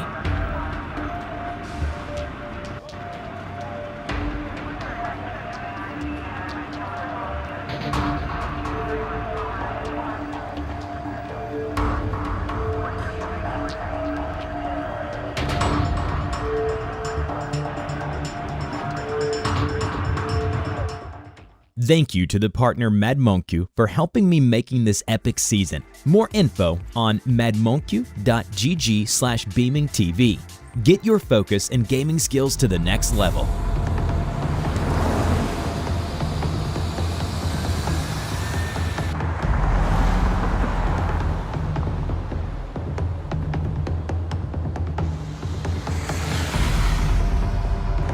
Maria was having a promotion day at her university. She was calling with her boyfriend who was traveling to see her promotions, but he was still around 25 miles away from the city, as he was on a business trip the day before.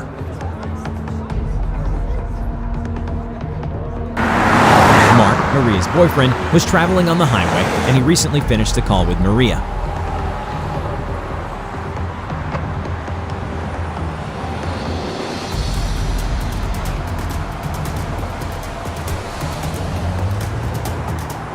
Suddenly, the semi-truck's tire exploded and the semi-truck lost control. The truck pushed Mark onto an oncoming lane, where they both crashed with another semi-truck. Police came immediately after the crash as one of the officers saw the accident. Surrounding drivers called emergency units.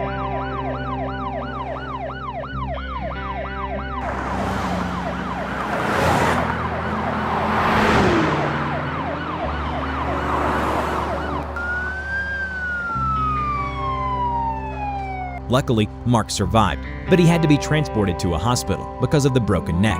Maria received a call from officers after Mark asked them to call her because she was waiting for him. She immediately started crying and she called a taxi to rush her into the hospital. They met and they hugged each other strongly.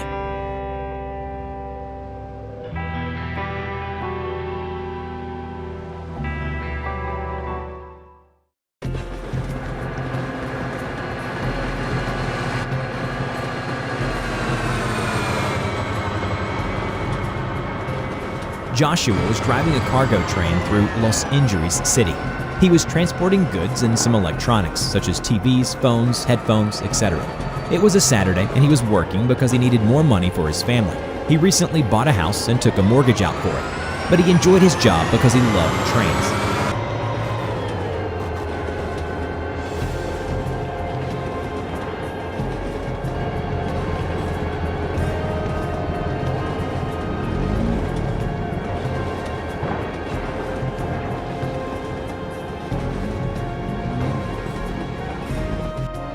Suddenly, his nice ride was disrupted by a bus driver.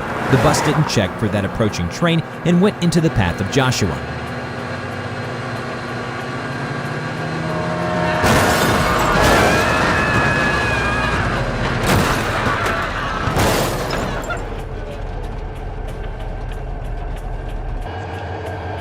Joshua smashed the bus and it fell to a canal. The bus was transporting around 25 people at the time of the accident.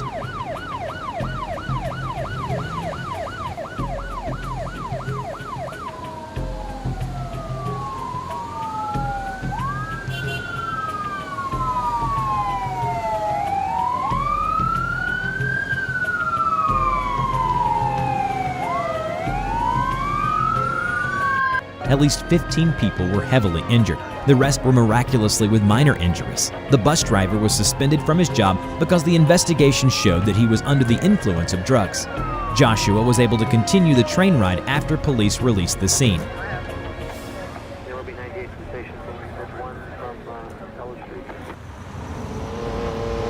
Tim R. was driving his brand new Isle Green M3 G80 in the Velasco downtown.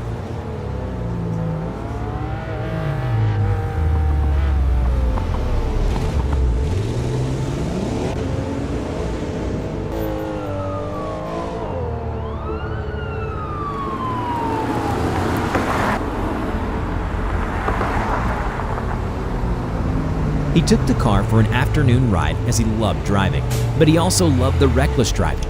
He loved to show off and race with other drivers. After he filled up his gas tank and bought a pack of BeamNG, he got it recommended from BeamNGTV and is using the gaming supplement. You can find more on madmonq.gg/BeamNGTV. It's available all over USA and Europe.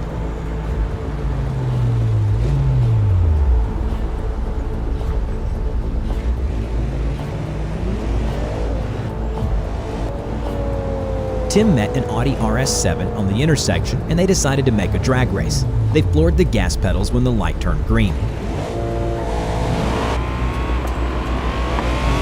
Tim saw the light on another intersection as red, but he didn't care and kept pushing the gas pedal until a truck went into the intersection. Tim slammed on his brakes and tried to avoid the truck, but he ended up T-boning the trailer, which crushed his roof. The driver in the Audi RS7 quickly called for emergency units.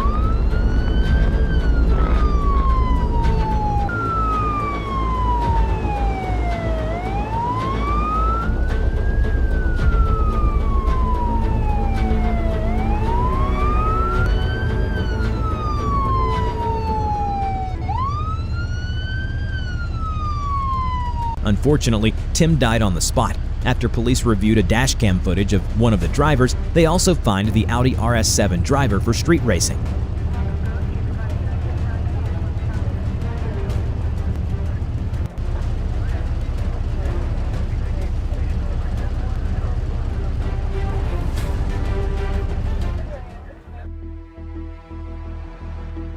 On March 8, 2023, Freddie was driving his orange Gavril Grand Marshal through East Coast, USA.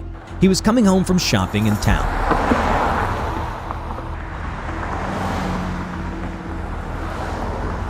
At the same time, Milan was driving a semi-truck hauling a tanker. He was in a hurry because he was late with his delivery.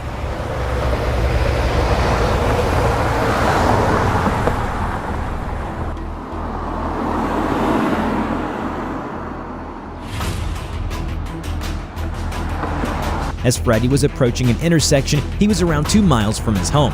Suddenly, Milan ran a stop sign and T-boned Freddie's car from the passenger side.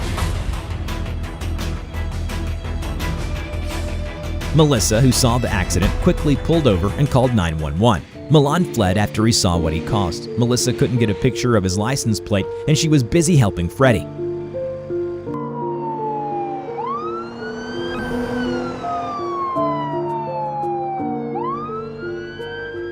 Freddie was transported to a hospital and was released later that day.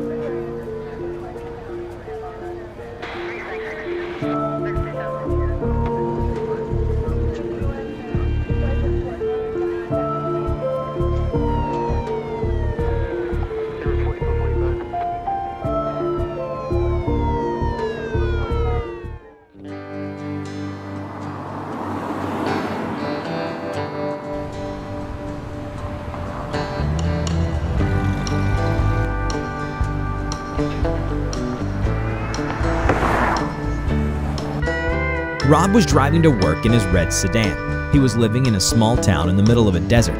It was a poor town.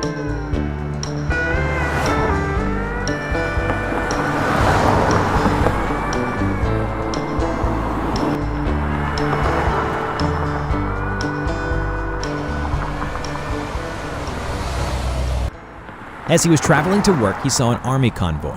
He heard about a war from Crash Frontier News. He didn't mind much about it, but the only issue was that he didn't know that the town he is living in is slowly getting poisoned by nearby business.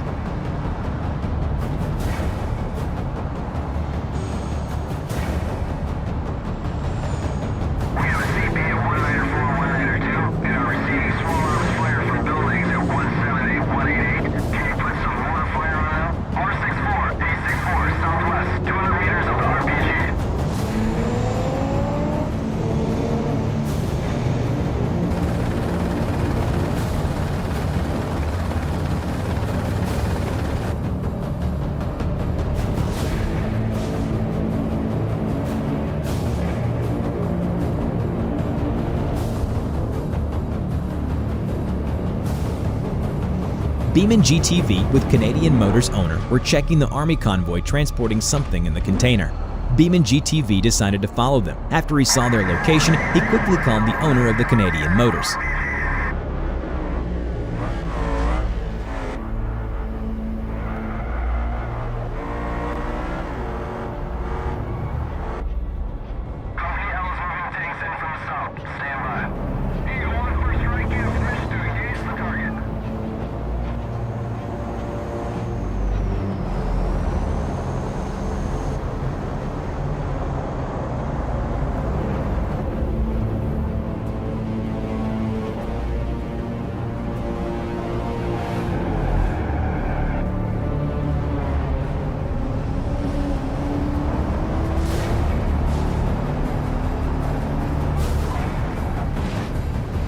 They both tried to stop them from whatever they were doing, but suddenly, massive explosions happened.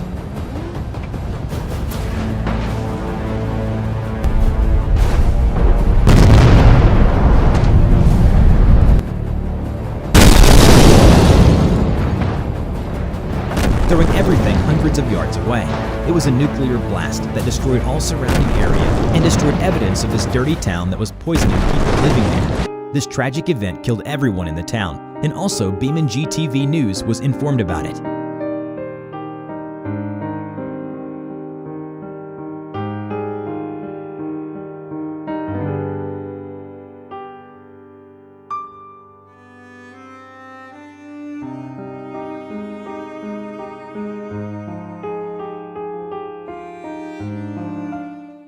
In the West Coast city, Lester got into his Land Rover Vogue after a long day party he had attended and drove to go to his house.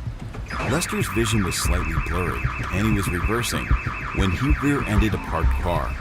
Afraid that witnesses would call the cops, he decided to flee.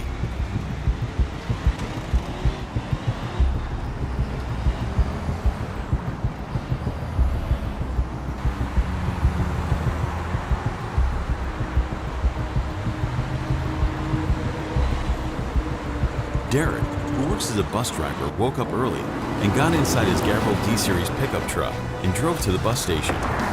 Meanwhile, with Lester, he entered the highway in the opposite direction, and he picks up speed. He started to live stream himself on BeamBook driving on the wrong way, and BeamBook users started to watch the live stream. Vehicles started to avoid the wrong way defender.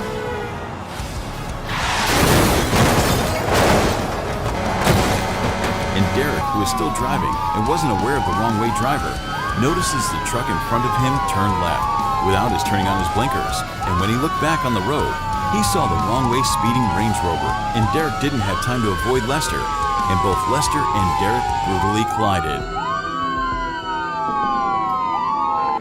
Drivers who witnessed the crash pulled over to help both drivers, and they called 911.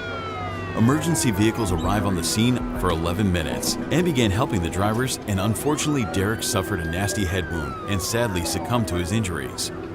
Lester was seriously injured due to him not wearing a seatbelt and was transported to the intensive care unit. After he recovered, he was taken to the police station and charged for DUI, reckless driving, and vehicular manslaughter.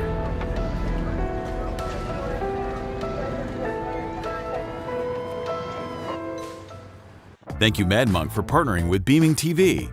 If you want to become a new Ultimate Chad gamer, go to MadMonk and improve your health and energy. And stop drinking energy drinks like a boomer. Check out the link in the description. Bertram was driving a train down the track with boxcars filled with crude oil barrels and tankers with fuel. The train had left the station at about 8:40 a.m.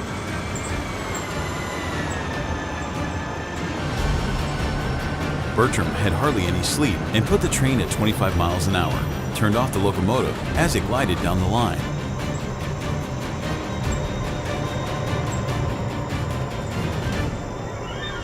Bertram fell asleep on the controls, which set the locomotive creepily going up to 60 miles an hour. Bertram missed a red light on one of the switches as he was sleeping. Freddie and his brakeman, Gabriel, were waiting for approval behind the station with wagons full of passengers.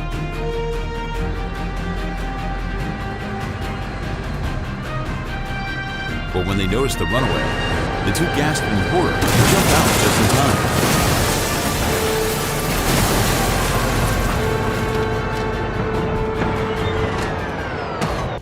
Bertram, who had awoken by a thump on the track, saw the stationary train in front of him. Bertram braced for impact, and with a crash, the trains collided. Fuel spilled everywhere and caused a fire. Bertram was burned alive in the locomotive and killed. Freddie and Gabriel had escaped about 20 feet away at a fire department, thankfully unscathed. Multiple passengers in the train were injured. Luckily, everyone survived the impact.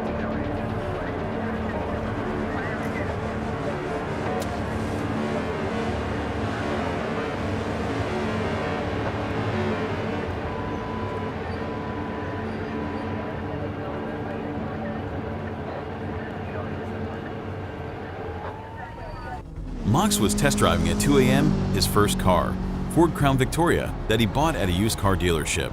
He had a license for 1 year so far. He was listening to loud music and he decided to test 0 to 60 miles per hour on the highway ramp. There was no traffic at this late night time.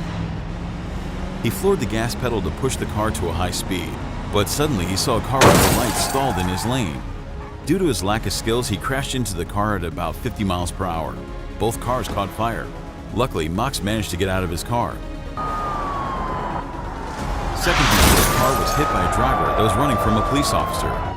The Dodge Charger hit his car at about 140 miles per hour. Luckily, all other drivers saw the crash scene, thanks to the police officer's lights. But one BMW driver who was texting hit the brakes too late. He swerved in an attempt to avoid a vehicle, lost control, and crashed into a small river.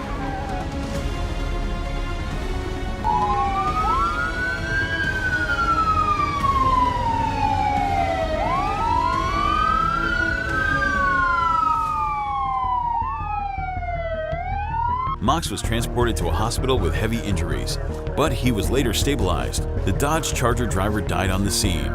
Be sure to always stay calm in your car and don't exceed your driving skills and limits. Also, always pay attention to the road ahead, especially at night.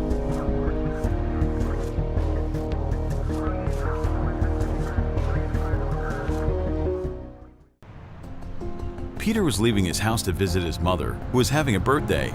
He bought her flowers and beautiful earrings.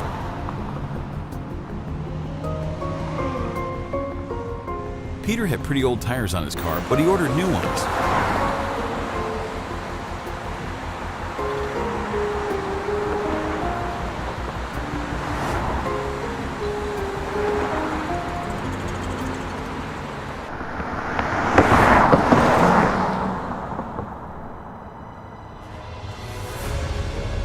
As he was driving on the countryside road, one of his rear tires popped and he lost control. He spun out into an oncoming semi-truck with a heavy load.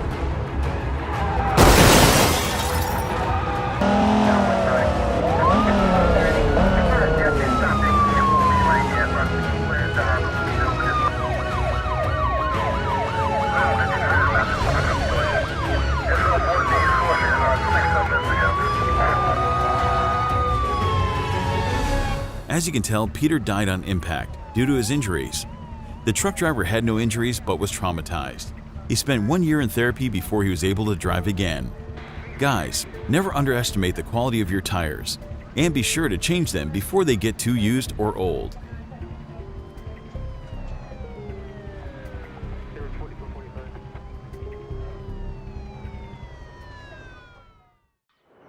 On January 27, 2021, there was a man named Richard Bronkins who was a tourist in Italy and had rented an ETK 800 wagon from the car rental company called Expedia. He picked it up in a downtown of a city near the sea. But while he was driving over there, he experienced a small problem with his brakes. He noticed that they were hardly working 5 minutes into the ride. But he did not worry at all because he figured it was no big deal and he could just get it fixed when he brought it back.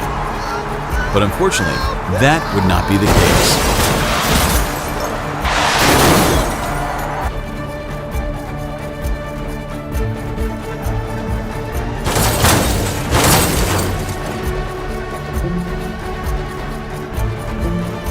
He crashed right into the guardrail at 96 kilometers per hour, which pushed him back on the highway, where he got hit by a Skoda Super B, Mercedes C-Class, and two other high-speed drivers that couldn't stop in time. Richard suffered heavy injuries, but thanks to the car safety, he survived. Skoda Super B driver was treated on the scene, and other drivers had small pain in the neck and back. Him and his family soon after had started a lawsuit and sued Expedia for $1.5 million, and justice got served.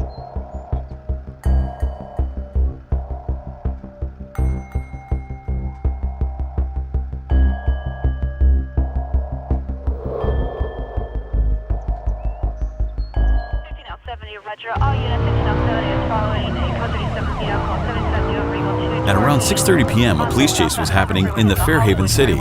The driver who was getting chased was Dylan. 30 minutes ago, he attacked and robbed someone of their belongings for an unknown reason. He was getting chased by two police officers, Nightblood and yet to be a gamer, YT. Dylan was driving around 100 miles an hour in the downtown with light traffic. Nightblood was behind him, reporting all the damage Dylan was causing. Suddenly, a truck driver was pulling from a side road, not seeing Dylan.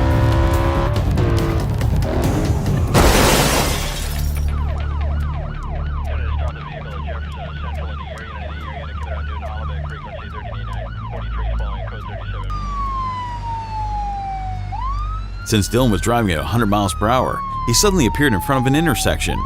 Dylan slammed on the brakes and hit the semi-truck. He hit the big rig at 40 miles per hour. His vehicle was severely damaged, Dylan was heavily injured, and he didn't use a seatbelt. Doctors made their best to treat him and stabilize him. Luckily, they managed to do it. Dylan was then sent to a court where he was sentenced 5 years of prison time.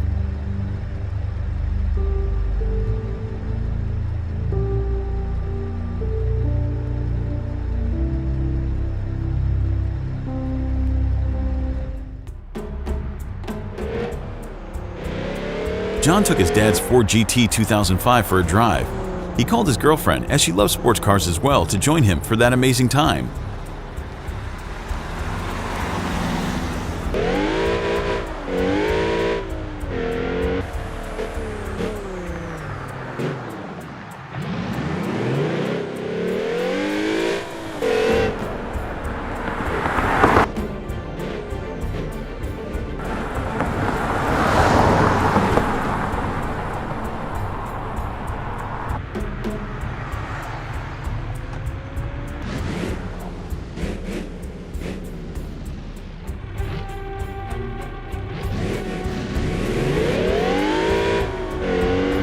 John was driving at high speeds before a police officer pulled him over.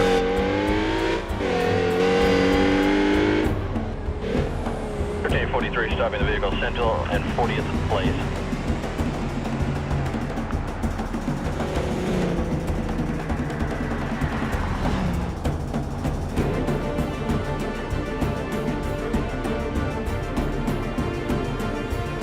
Officer made a regular DUI test and told John to drive safe before he let him go.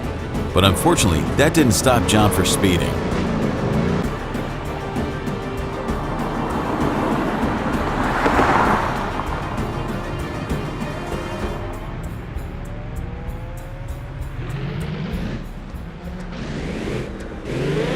He pushed the car to 120 miles per hour before a truck appeared in the middle of an intersection. John slammed on the brakes before he crashed into the truck. The car burst into flames. Truck driver jumped out of the truck. John died and his girlfriend was stuck in the car, but luckily she got rescued. After suffering a few burns, the flames didn't reach her.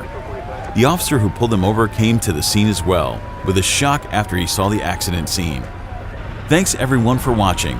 If you'd like to get early access for all episodes, be highlighted in the comments, get exclusive skins for your cars, have your character in the stories, join the channel membership starting from 99 cents. Ivan was driving his Bentley in Italy. It was cold that day. The highway was covered with snow and ice. Plus, what made the conditions even worse was the fog, which was lowering the visibility. Ivan was the owner of a trading company, which was offering multiple funds for investors. He was traveling to a meeting while Martin, who was just a few meters ahead, lost control and spun out on the highway.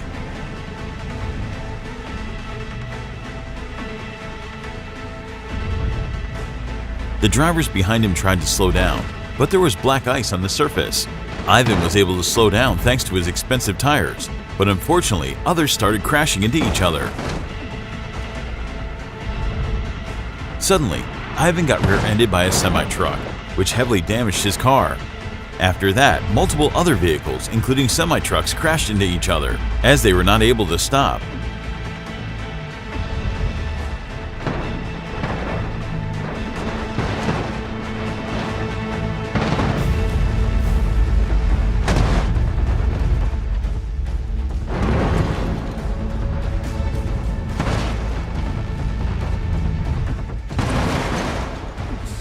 Around 15 vehicles collided before police arrived and made sure to block the highway.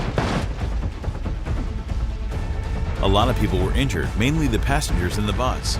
One driver in the BMW died after crashing under the truck's trailer. Highway was closed for about 8 hours before the road was cleared. Be sure to always drive slower in bad weather conditions, and also be sure to always use good tires.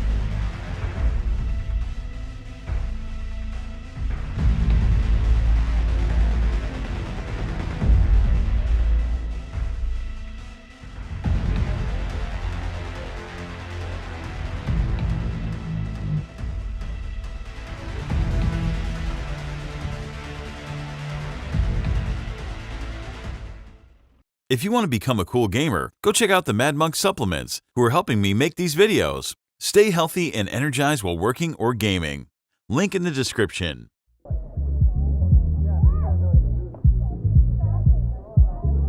Franklin was on the party, where he was invited by his friend. It was a birthday party, but Franklin came with his dad's Mercedes S-Class. He was supposed to stay sober, as he was taking medicine from a surgery he'd recently had.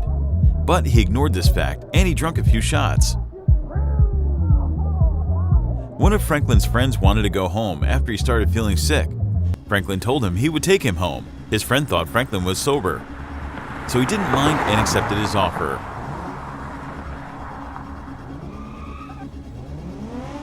After Franklin went on the road, he was driving like a maniac, and alcohol and some medicine that he used made him act crazy. He was overtaking all cars, driving in the oncoming lanes, until he didn't see the roundabout ahead.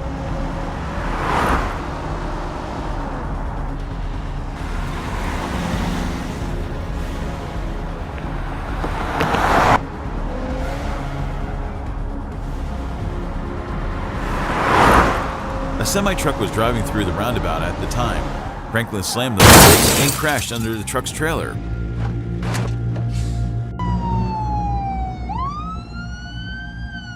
Franklin died on the spot. His friend was in critical condition. Police contacted Franklin's father and also mother of his friend. The mother went to Franklin's dad screaming at him for what his son caused to her son. Please never drive a car after you drank alcohol, and also never use illegal substances. They are destroying your body.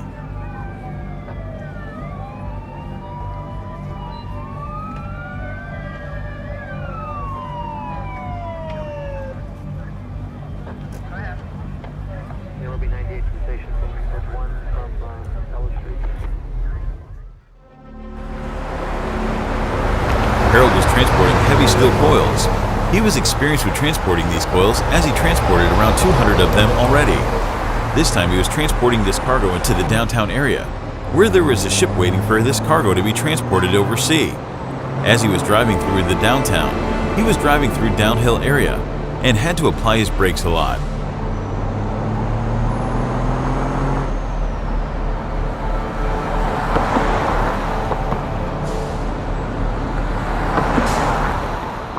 But his truck's maintenance was overdue, and suddenly, his brakes failed, right when there were cars in the intersection.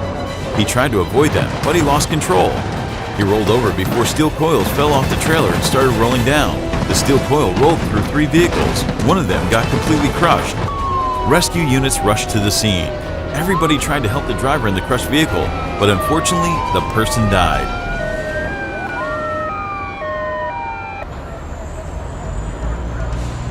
Harold was heavily injured. He was taken to a hospital. Other drivers were protected by seatbelts and modern car safety. The truck company where Harold worked was sued by all involved drivers. They all had to pay $3.5 million to drivers who had their lives at risk due to this accident.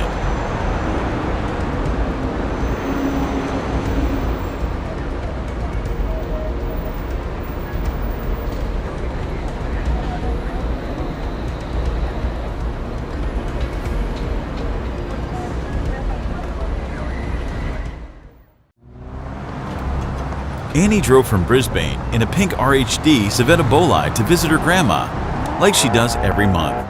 She's well known in the region for her very rare Bolide. Despite her owning a high-performance car, she was always cautious for others on the road she drives on and never drove recklessly. At the same time, Toby was driving home in his mother's carrier, Tograk, from his shift at a restaurant from close by. Toby only just got his license a week prior.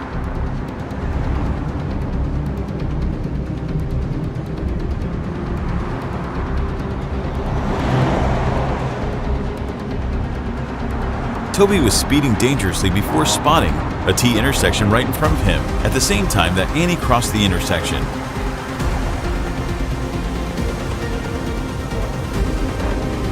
Toby smashes into the front of her Bolide, just missing by a fraction.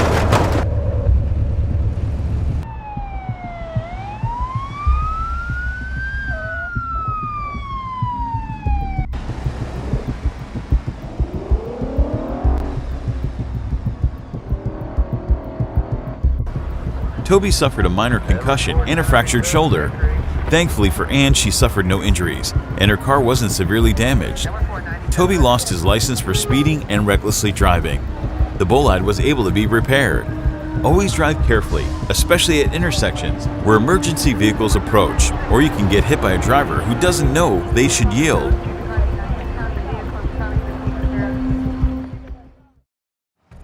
Anthony was driving his Roamer all over the East Coast.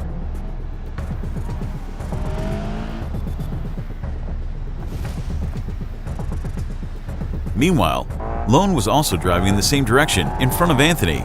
Stephanie was driving her Civetta Bolide. who was having issues. She was forced to pull over. Once she pulled over, Joan slowed down to safely overtake her. But Anthony was busy with his phone. He didn't notice Joan stopping before he rear-ended him.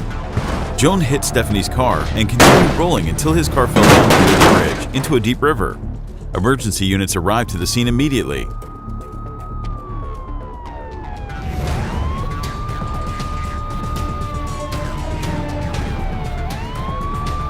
Joan didn't survive.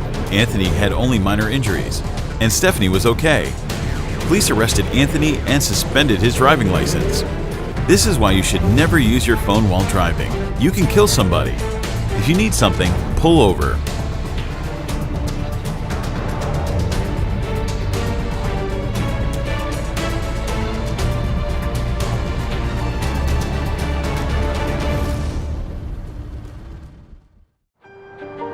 Jaden was calmly driving his Hyundai in the Johnson Valley, traveling home from the trip in the desert.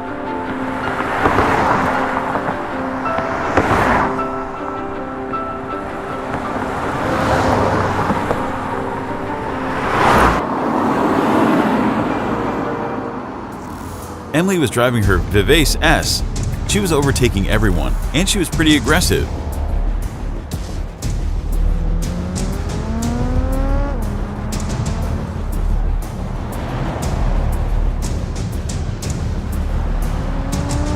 At the same time, Ethan was driving his SBR, driving at high speeds down the Johnson's Highway.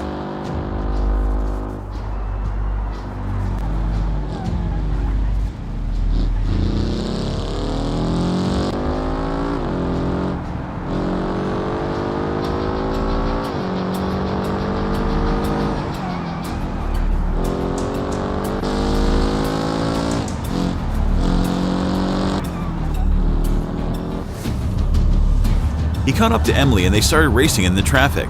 Jaden was driving towards them, enjoying his last day of vacation. As Emily and Ethan were driving aggressively, Ethan was about to overtake Emily. But suddenly, there was an oncoming semi-truck.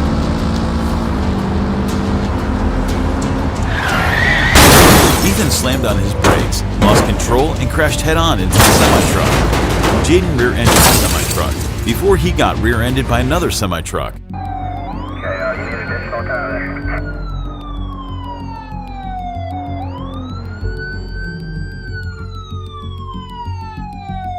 Ethan didn't survive the accident. Jaden was transported to a hospital with back pain. Emily was arrested for street racing. She was without injuries. After medical check, they arrested her for 6 months.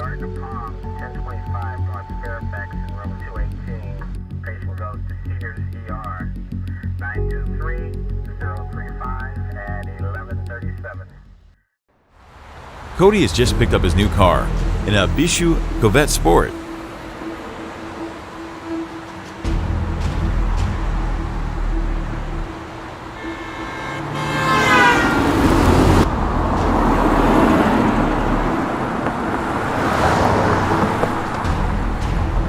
He was driving fast since he left the car dealer. Cody went on the highway to enjoy the power of his vehicle. As he merged into the left lane, he got blocked by a BMW driver.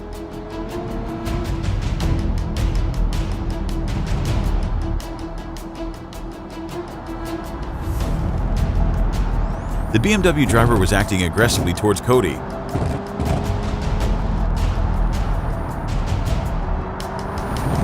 As they started road raging on the Utah highway, the BMW driver rear-ended Cody in an attempt at pushing him off the road. BMW lost control and flew into the oncoming lane, crashing head-on with an SUV. Multiple other drivers were involved, but they had no chance of avoiding them. Cody lost control as well and hit an oncoming sedan, but luckily it wasn't a direct collision.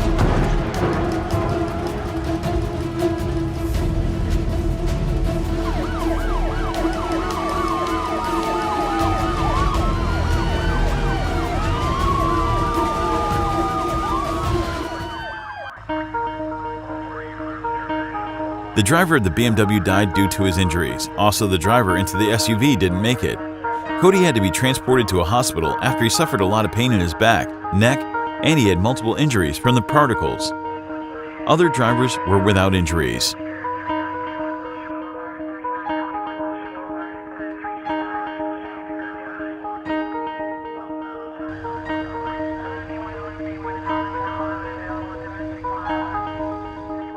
If you'd like to support my channel and get early access, extra content, and get extra Discord role, you can join my channel membership starting at just 99 cents.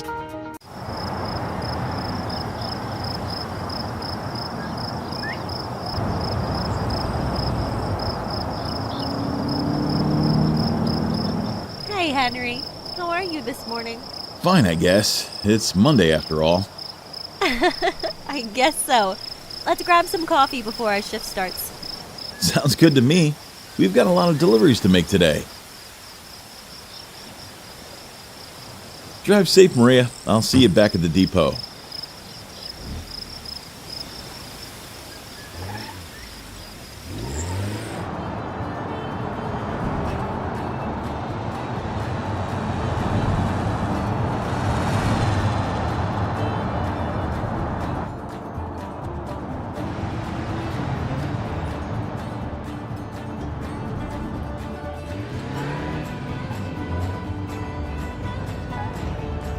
Five more packages and I'm done.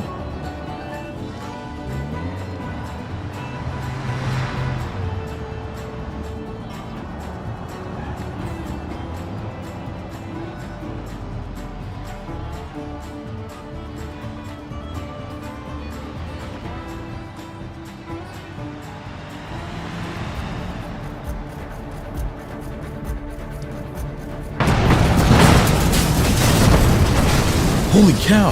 I'm calling 911. Is anybody hurt? 911, what's your emergency?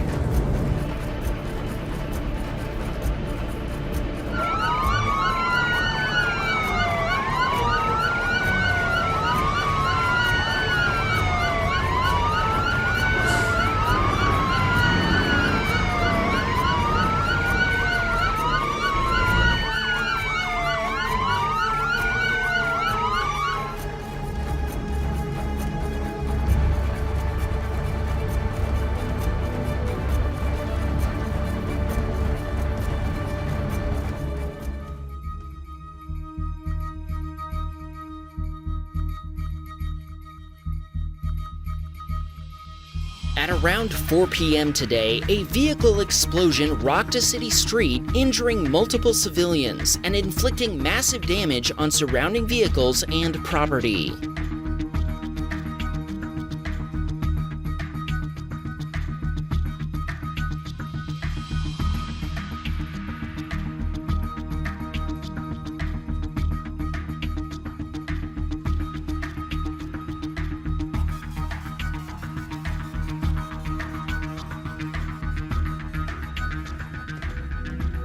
We have multiple injured civilians needing immediate medical. My team and I need to investigate and find out what exactly happened and why.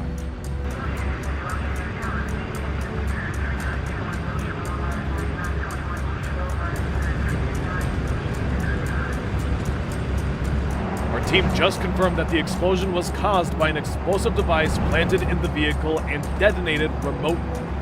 After a thorough investigation, we discovered this incident was a planned attack against an internet influencer who'd been visiting the nearby coffee shop. The target recently promoted a scam product, after which he began receiving threatening communications. The goal of our investigation will now begin to focus on the individual or individuals behind this attack. My buddy's got some news for you. For the last couple of months, I've been playing a cool game that I believe everyone watching this video will enjoy. One State is a game where you can roleplay any kind of character you want. You have a lot of choices for jobs such as being a policeman, gangster, part of an army, food delivery, taxi driver, street racer, and a lot of more. You can customize your vehicles to the top and you're able to choose some various cars. Everyone will find their taste. This game allows you to play with thousands of players online and you can create companies together. What's the best? This is all playable on phone. Game is perfectly optimized, so even if your phone is not the best, you can still play. And what's even better, the game is free to download. If you use my code BeamNGTV, you will get a starter pack of 10,000 in-game currency, so join now and play with me. Gas on pump 5, please, and a pack of cigarettes.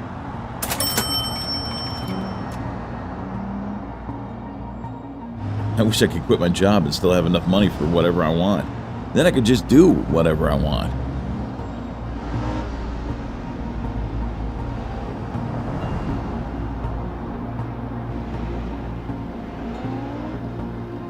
Hi there. Taxi for Susan? That's me. Downtown, please?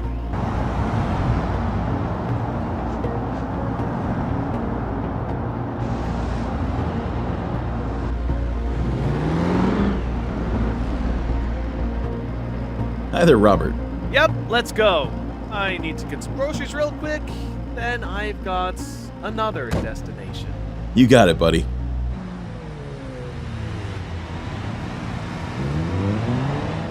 Step on it before I shoot you in the head. Did you just rob that grocery store? Stop asking questions. Just go.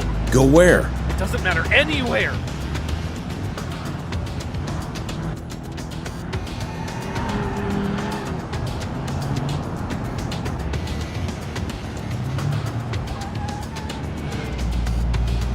Hey, stop! Have some money. You never saw me. Got it? Yeah, man. Whatever.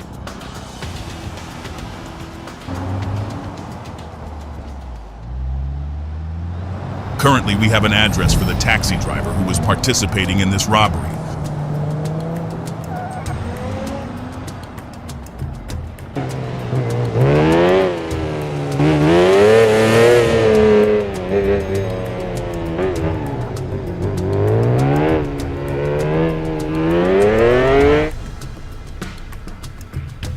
Police, open up. Don't shoot. I know why you're here. Hands behind your back, you're under arrest. No problem. I'll tell you everything.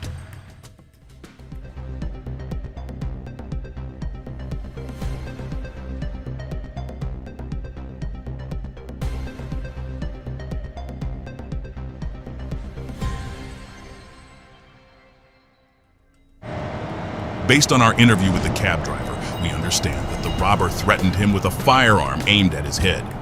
His actions were compliance under duress. He provided us with dash cam footage proving he was acting against his will. He's free to go.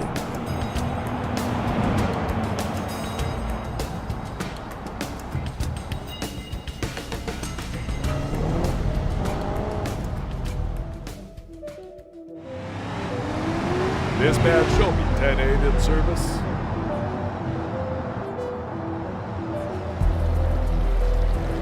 One day, I was driving my semi-truck from Tennessee to California. It was a long route, but I needed the money and this gig was gonna pay. I headed out early in the morning and, like every other trucker, I managed to avoid taking our mandatory breaks. It was like any other afternoon. I was on my way to my daughter's school to bring her home. She always has after-school activities. That day, something happened that I never expected. I reached for a snack, knowing I wouldn't have the opportunity for a real meal for a while. That's when it happened. I was terrified.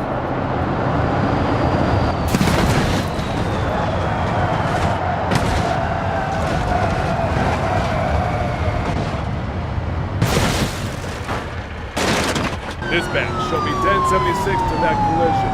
Send more units for traffic control. Dispatch, this is worse than we thought. 6 vehicles involved, multiple injuries, possible fatality. The only thing I remember is a loud boom. And then I woke up and heard my daughter crying. I was knocked out. When I came to, I was waking up to the huge mess I made. We were lucky to survive at all. Dispatch, confirmed multiple injuries, 1 fatality.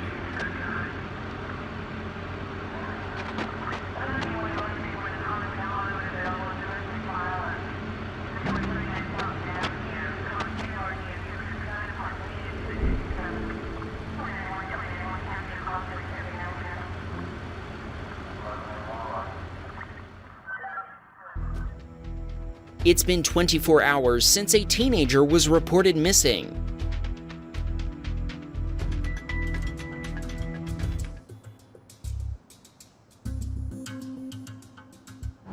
A citizen reported that they'd seen someone injured walking through their neighborhood.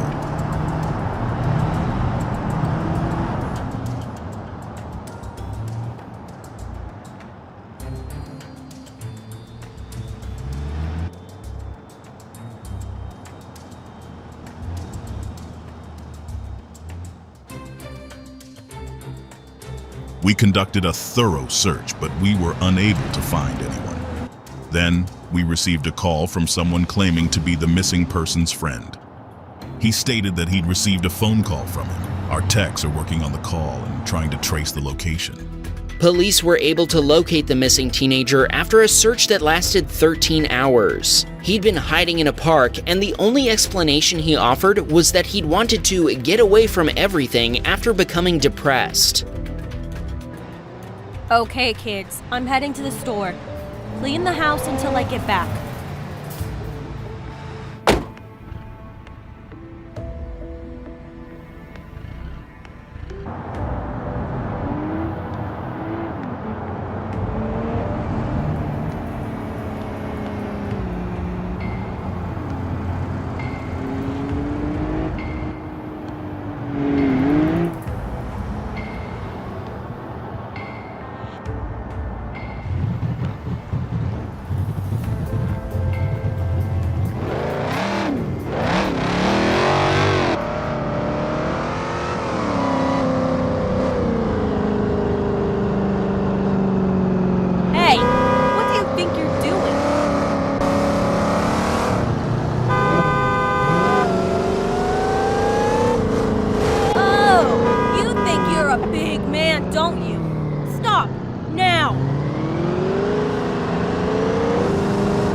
Stop your car, kid!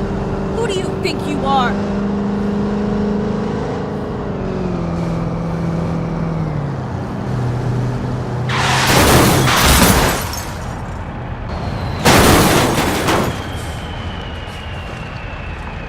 A road rage incident spiraled out of control, leading to a tragic multi-vehicle accident. A woman wasn't watching the road ahead and rear-ended a trailer before being rear-ended by a van and a semi-truck. The driver of the van survived with minor injuries.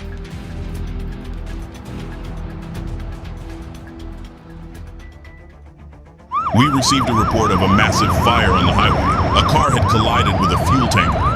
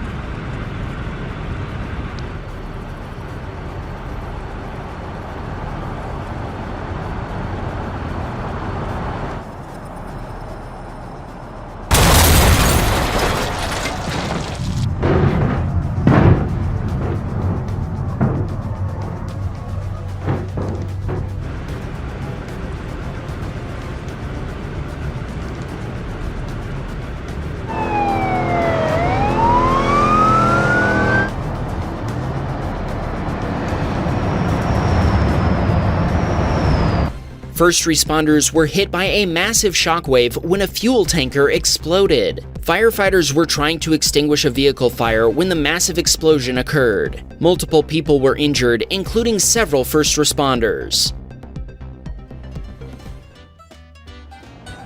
Finally, some nice weather. A delivery driver like me can't ask for anything better.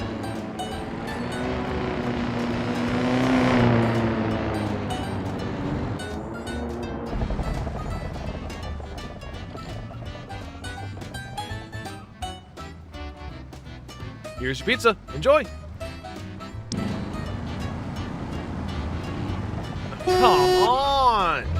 Now my customers will be getting a cold pizza.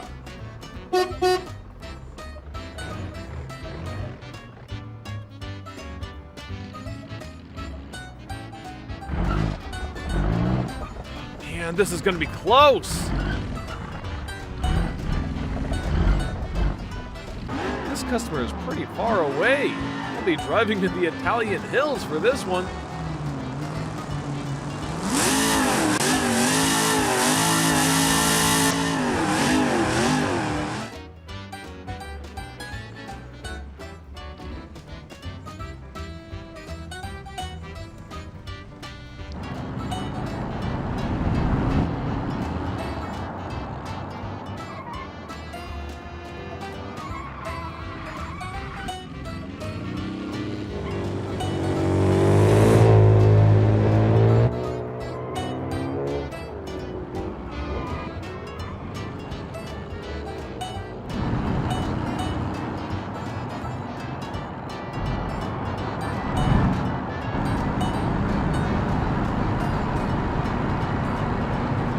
No, my brakes aren't working!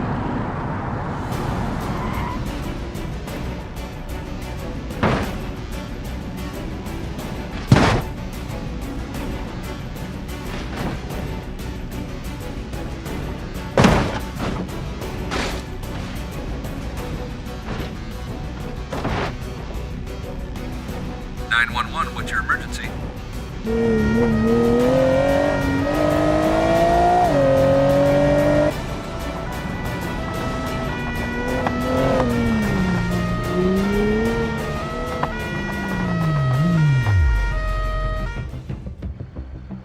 A food delivery driver was making his last delivery of the day when his brakes failed while he was going downhill. He's been transported to the hospital and is now fighting for his life in critical condition. Richard drove recklessly after an argument with his girlfriend.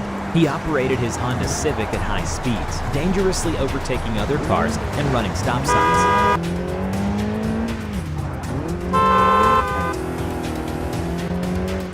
Roman, on the other hand, was driving to a client for gardening work on the highway with a 10-mile trip ahead.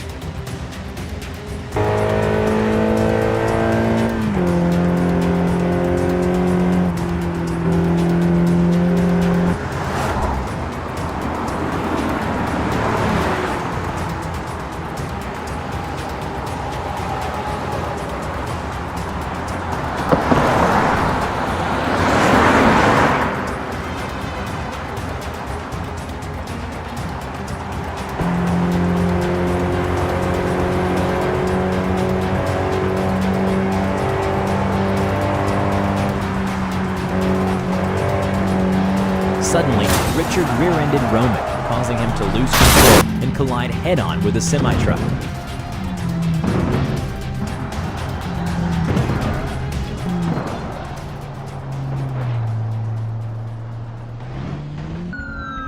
Emergency services were called by witnesses who tried to help the drivers. Unfortunately, Roman did not survive due to injuries incompatible with life. Richard was arrested for reckless driving, as multiple drivers had reported him before the accident. If the police had reacted faster, the accident might have been prevented. Jax left his home in his Lamborghini Urus to go shopping downtown during a busy hour.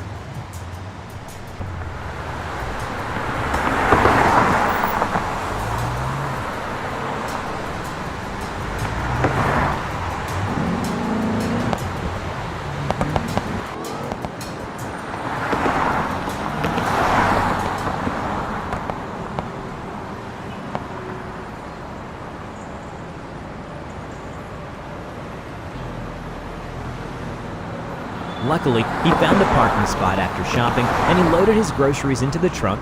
He texted his wife about getting coffee. Suddenly, Jay, an unknown man, approached him and pointed a gun, forcing Jax to let him in the car. Jay had just experienced a failed robbery and needed to escape the area, making Jax his best option.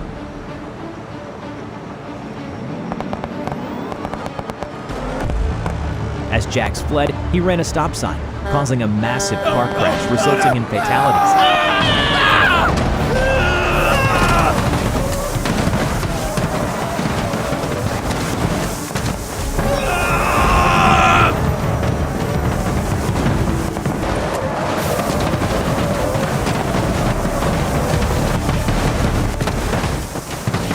The road was closed for 6 hours for cleanup.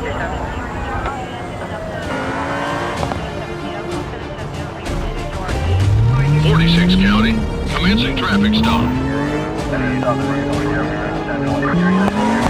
During the chase, Jax caused another accident before Officer Jake intervened, requesting a pit maneuver.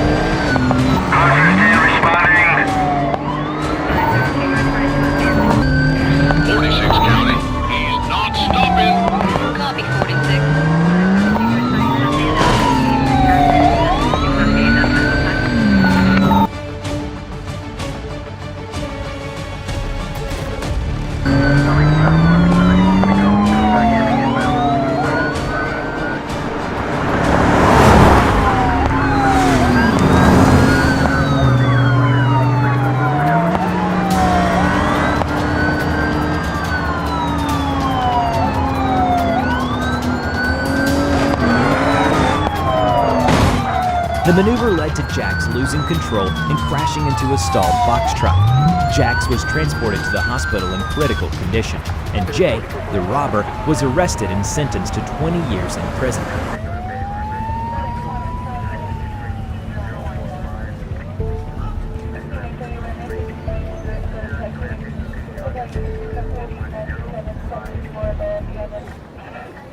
My buddy's got some news for you. For the last couple of months, I've been playing a cool game that I believe everyone watching this video will enjoy. One State is a game where you can roleplay any kind of character you want. You have a lot of choices for jobs such as being a policeman, gangster, part of an army, food delivery, taxi driver, street racer, and a lot of more. You can customize your vehicles to the top and you're able to choose some various cars. Everyone will find their taste. This game allows you to play with thousands of players online and you can create companies together. What's the best? This is all playable on phone. Game is perfectly optimized, so even if your phone is not the best, you can still play. And what's even better, the game is free to download. If you use my code BeamNGTV, you will get a starter pack of 10,000 in-game currency. So join now and play with me.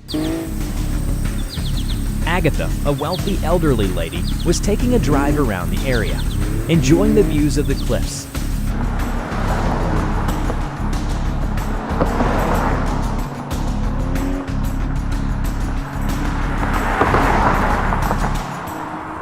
Meanwhile, Peter, coming from a party, was driving drunk in his Procyon Century. The police received multiple reports about Peter's erratic driving.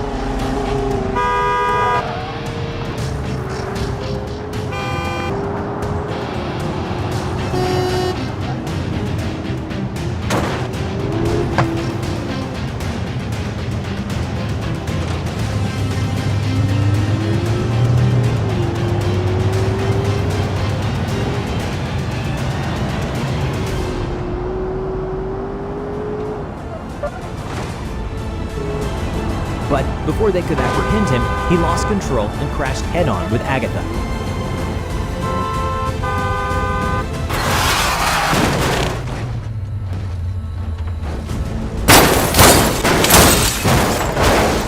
The impact threw Peter down the cliff, leaving him in critical condition with severe injuries.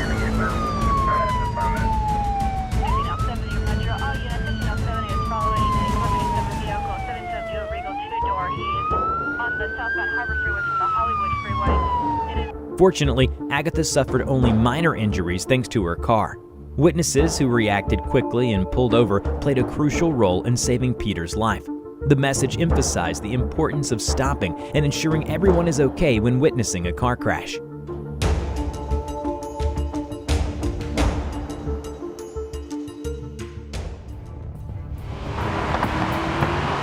Jay, driving his Toyota Corolla from work, was caught by Martin, a semi-truck driver, for driving slow at around 50 miles per hour.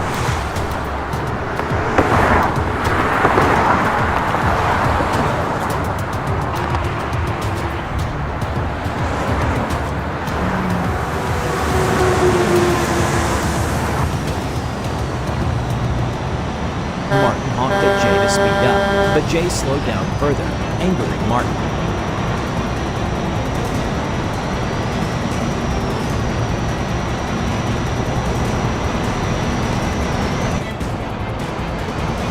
The chase that ensued resulted in multiple accidents, causing injuries to innocent drivers.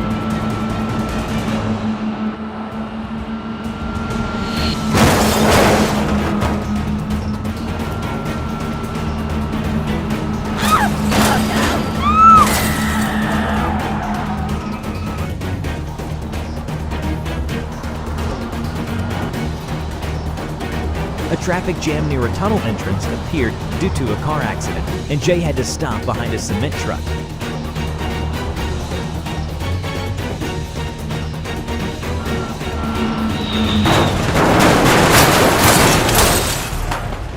Martin, unable to slow down in time, rear-ended the vehicle behind Jay, crashing into Jay and pushing his car into the cement truck, causing Jay's death.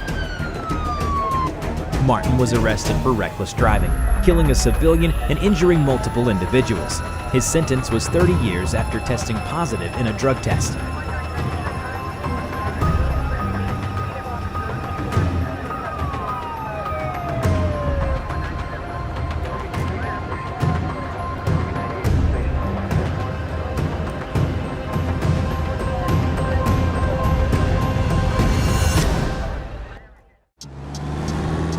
Wayne was preparing for a trip to Tennessee.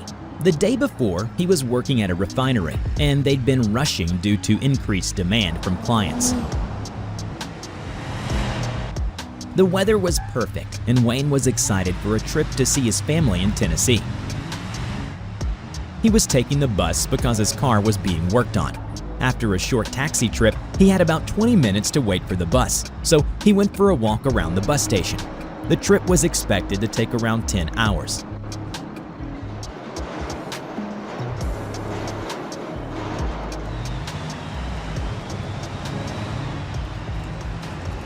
Suddenly, a guy screamed that there was a bomb on this bus, and if the bus stopped or slowed down to 15 miles per hour, it would explode.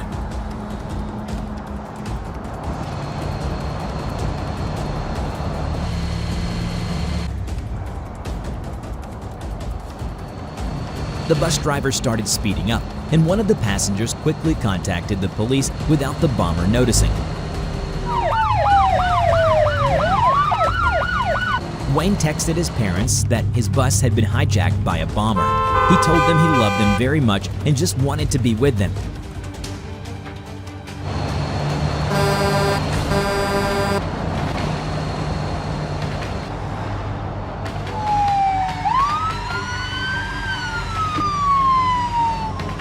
As the bus continued down a highway, a construction site appeared ahead. Traffic was moving slowly as the road was filled with cars, and the bus driver had no choice but to slam into a car in an attempt to maintain his speed.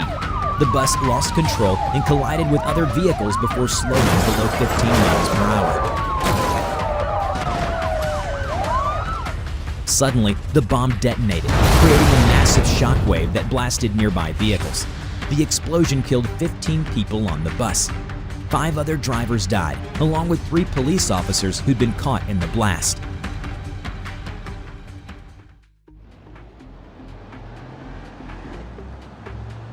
Mr. Winters was leaving work to go home and enjoy the weekend with his friends at a beach house. The weather was very hot that day, and most people were preparing to go swimming or visit water parks.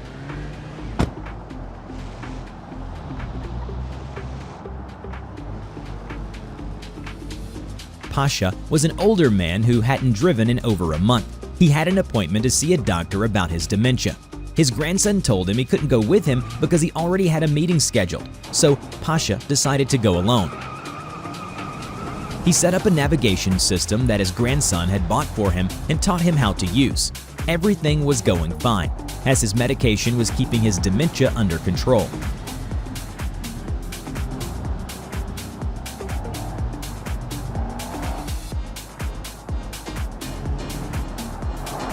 Mr. Winters joined the highway and hit the gas pedal to enjoy the open road.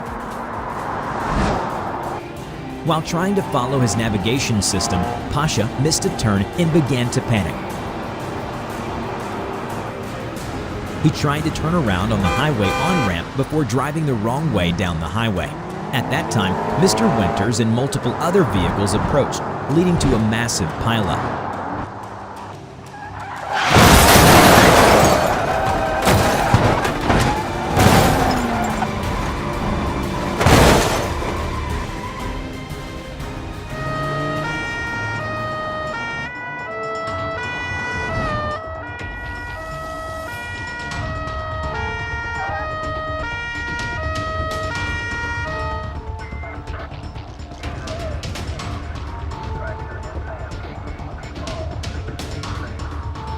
Witnesses called emergency services before they started assisting the involved drivers.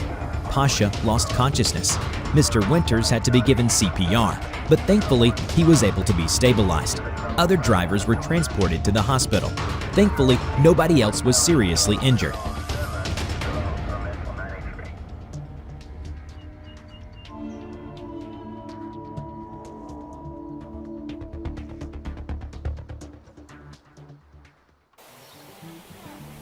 Julie was enjoying her weekend in the countryside. She was planning to visit the city to get some groceries for dinner. She told her kids to clean the dishes so they'd have something to do while she was gone.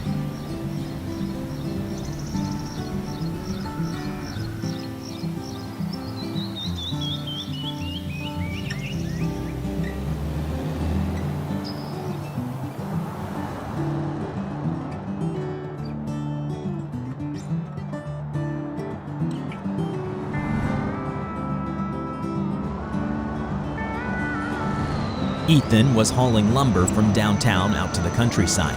Traffic was moderate at the time, but many impatient drivers were dangerously overtaking each other.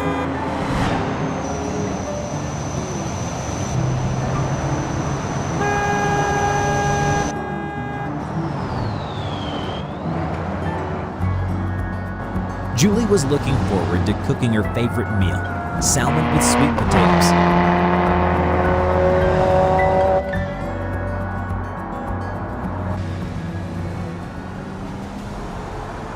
Ethan was approaching Julie as traffic got busier.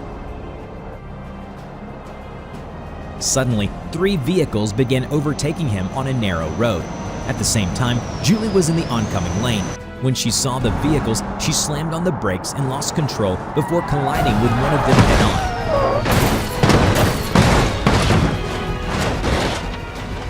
The impact started a chain reaction involving 3 other vehicles, including Ethan's. First responders arrived immediately after receiving 112 calls from witnesses.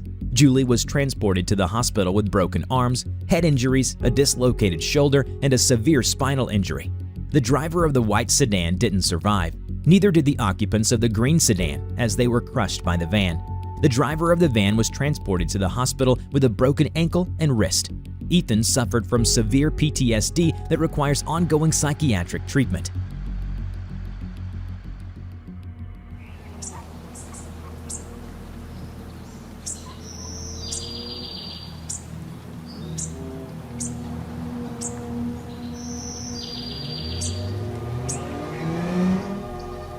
Sakura was leaving work after a long day. He called his wife to invite her out on a date so they could enjoy the nice weather for the rest of the day.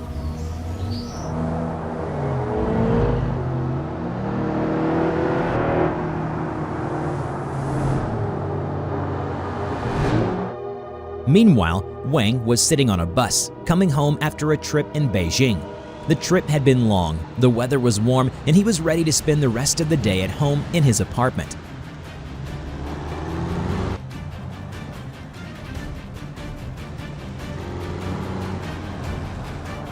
The bus was headed downhill on a narrow road. Suddenly, the brakes stopped working, and the bus became uncontrollable. There was a sharp turn ahead, and oncoming traffic was approaching.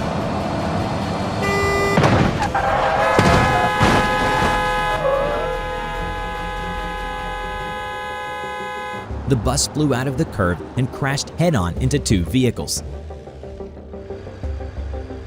Sadly, one of those vehicles was Sakura's. The driver of the other car didn't survive, and Sakura was taken to a hospital after sustaining multiple injuries and fractures.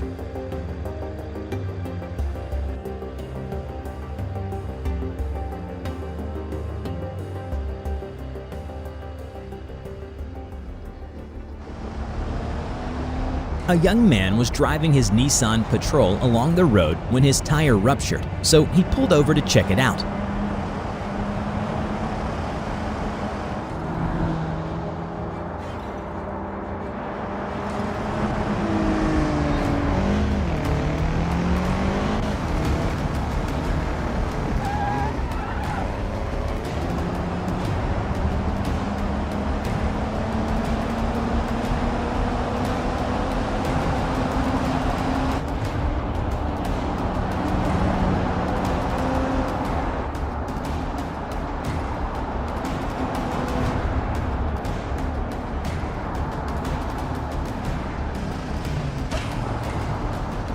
After shutting his door and opening his trunk, he started working to replace the flat tire.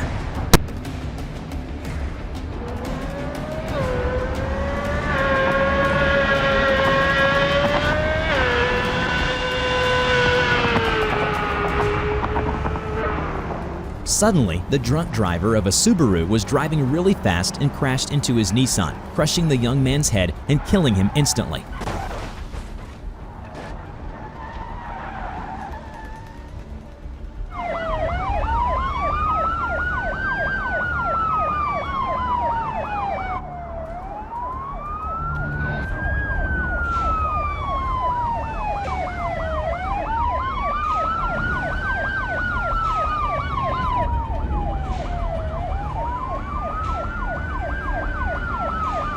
Authorities discovered that the driver was an 18-year-old man carrying a Glock 17 and 7 bottles of alcohol.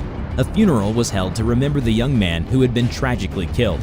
The drunk driver was convicted of murder, evasion, and traffic citations before being sentenced to 20 years in prison. His driver's license was also revoked.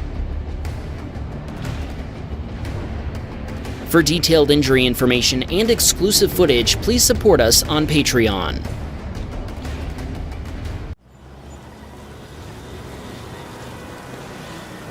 I can't wait to get some new shoes and gloves. I've needed them for a while. The weather could be better, but at least I'm just going shopping.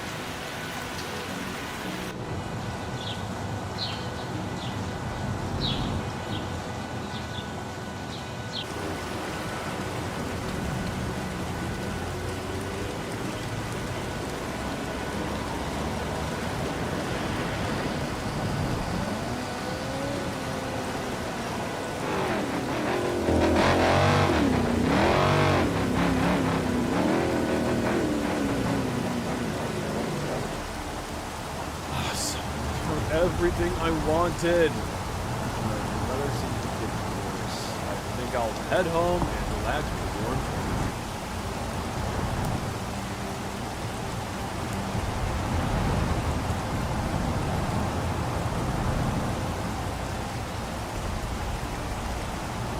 drink. Hey, are you okay? Do you need any help?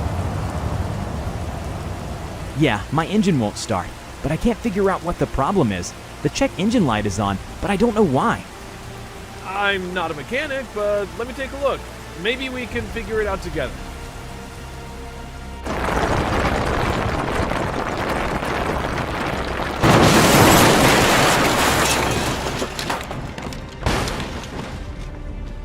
A rock slide killed 2 people who were in the wrong place at the wrong time. Heavy rain loosened the soil and caused the rock slide. The road was also severely damaged, and it's been closed until it can be repaired. Is everybody ready for our family trip? Yes! Finally, our summer vacation is here.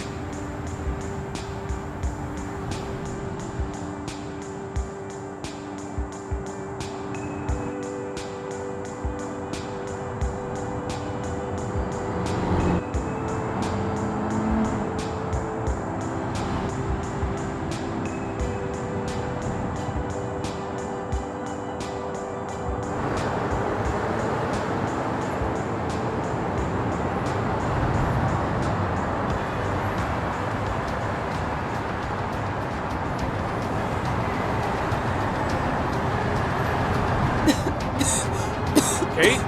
What's wrong? I'm pulling over. Kate, wake up.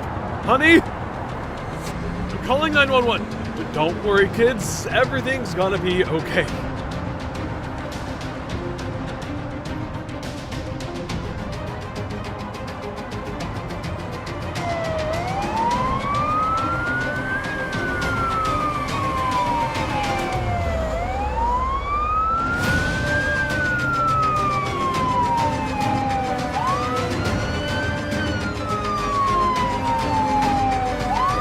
We don't have any time!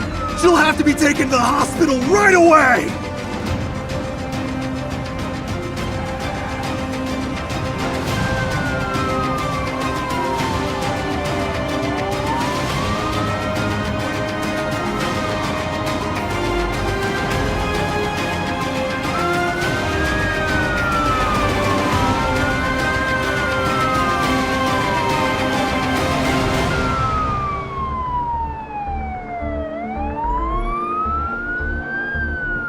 We stabilized her, and she should be okay. Whew. She's lucky she had you around to call us immediately. That was the right call. Never take your loved ones for granted. Tomorrow isn't promised. As a matter of fact, take a minute right now to let your parents know you love them and give them a big hug. You never know when it'll be your last opportunity. On reports 2 suspects on foot prowling vehicles in Jack's electronics store parking lot. Roger that. En route.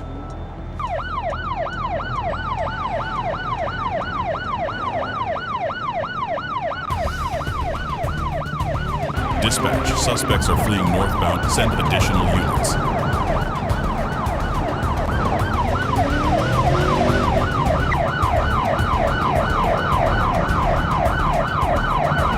Dispatch, 1050, 1050. Send EMS for injuries.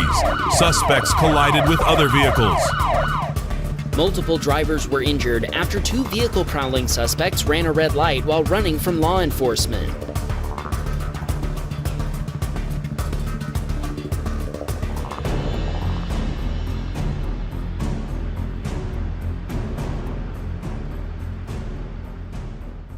My buddy's got some news for you. For the last couple of months, I've been playing a cool game that I believe everyone watching this video will enjoy. One State is a game where you can roleplay any kind of character you want. You have a lot of choices for jobs such as being a policeman, gangster, part of an army, food delivery, taxi driver, street racer, and a lot of more. You can customize your vehicles to the top and you're able to choose some various cars. Everyone will find their taste. This game allows you to play with thousands of players online and you can create companies together. What's the best? This is all playable on phone. Game is perfectly optimized, so even if your phone is not the best, you can still play. And what's even better, the game is free to download. If you use my code BeamNGTV, you will get a starter pack of 10,000 in-game currency, so join now and play with me.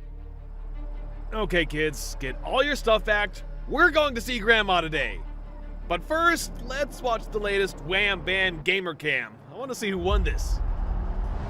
Okay team, we're expecting severe weather today. Is everyone ready? Make sure to bring up all the backup equipment. We're probably going to need it.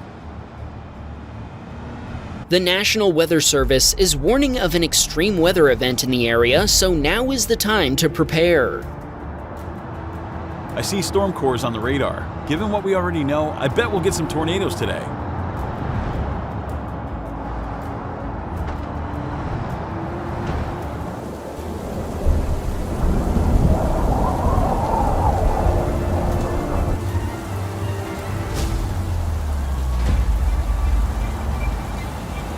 We've got a supercell right above us. That's a high tornado risk.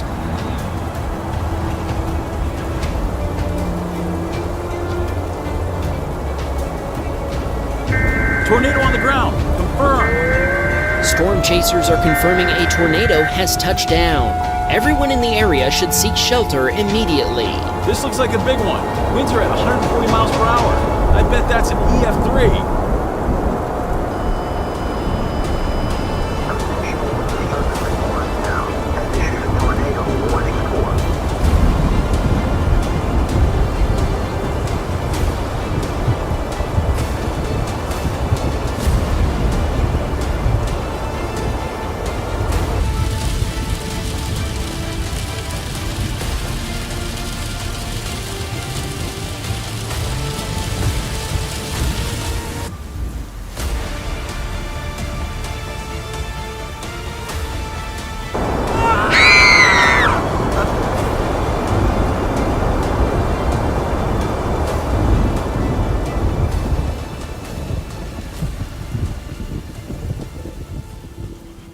An EF3 tornado touched down in Furwood County, causing massive destruction. At least 8 people were killed and over 300 structures were destroyed. This was the biggest tornado to ever hit Furwood, and it won't be soon forgotten. I'm gonna be busy all day. I've got multiple meetings plus a shoot, and I have no idea how I'll manage. I better grab some coffee and a bite to eat, or there's no way I'll stay awake during these meetings.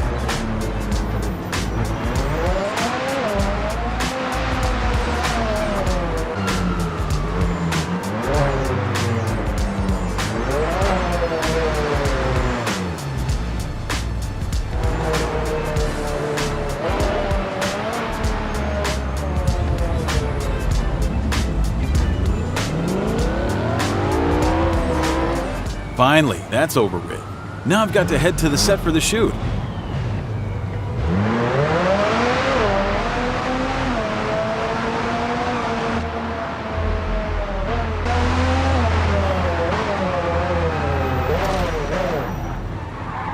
Oh no, this is my favorite car.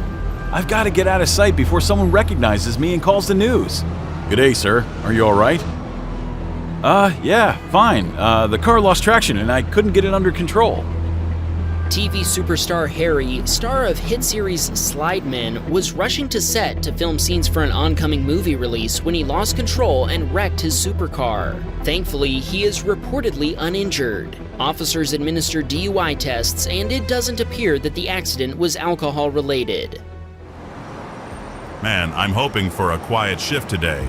Be safe out there, Peter. You too, man. Take it easy.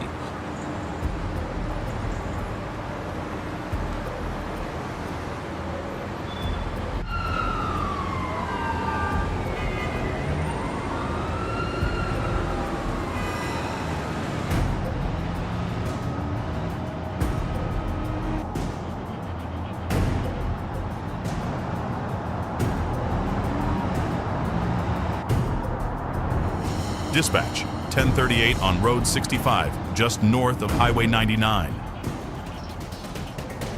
Hello, sir. Would you mind stepping out of your... 1043, I'm in pursuit. Multiple suspects fleeing in a BMW sedan.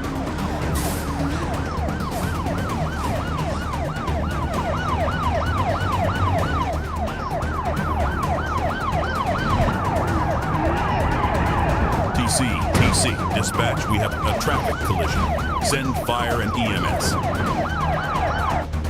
An officer pulled over a speeding driver who then fled the scene. After a brief chase, the suspect lost control and crashed. Upon further investigation, police found a body in the trunk of the vehicle. The victim has been identified as a person who went missing 2 days ago.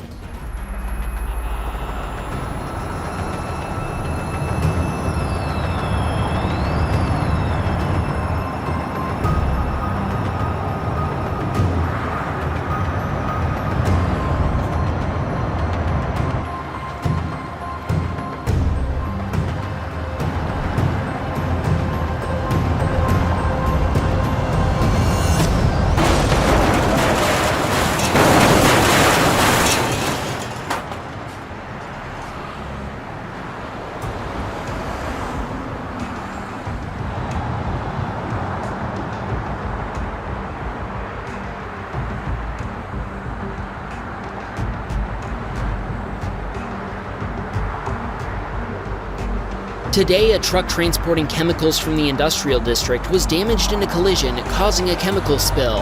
Government officials are advising that there is no need for concern and that the situation has been contained. However, locals are concerned after discovering evidence that indicates that the water table and a nearby lake may have been contaminated.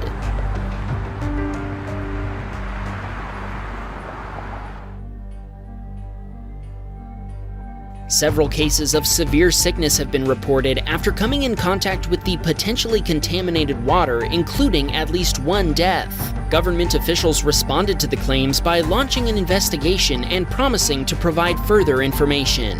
In response to perceived government inaction, many residents have chosen to leave the area permanently, while others don't want to leave the city where they were born.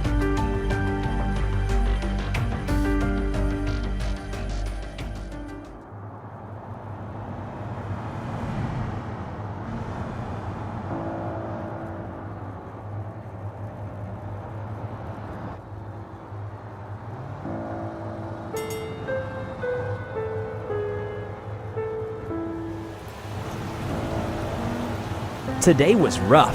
This weather sure is creepy. Fog and rain at the same time.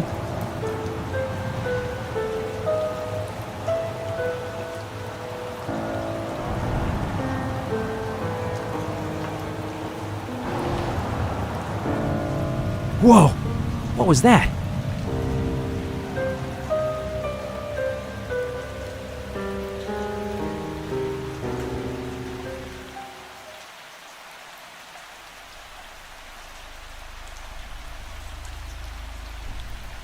Man, that's some nightmare fuel.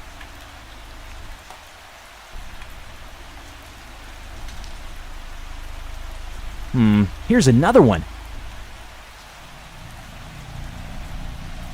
Hello? Is somebody out there?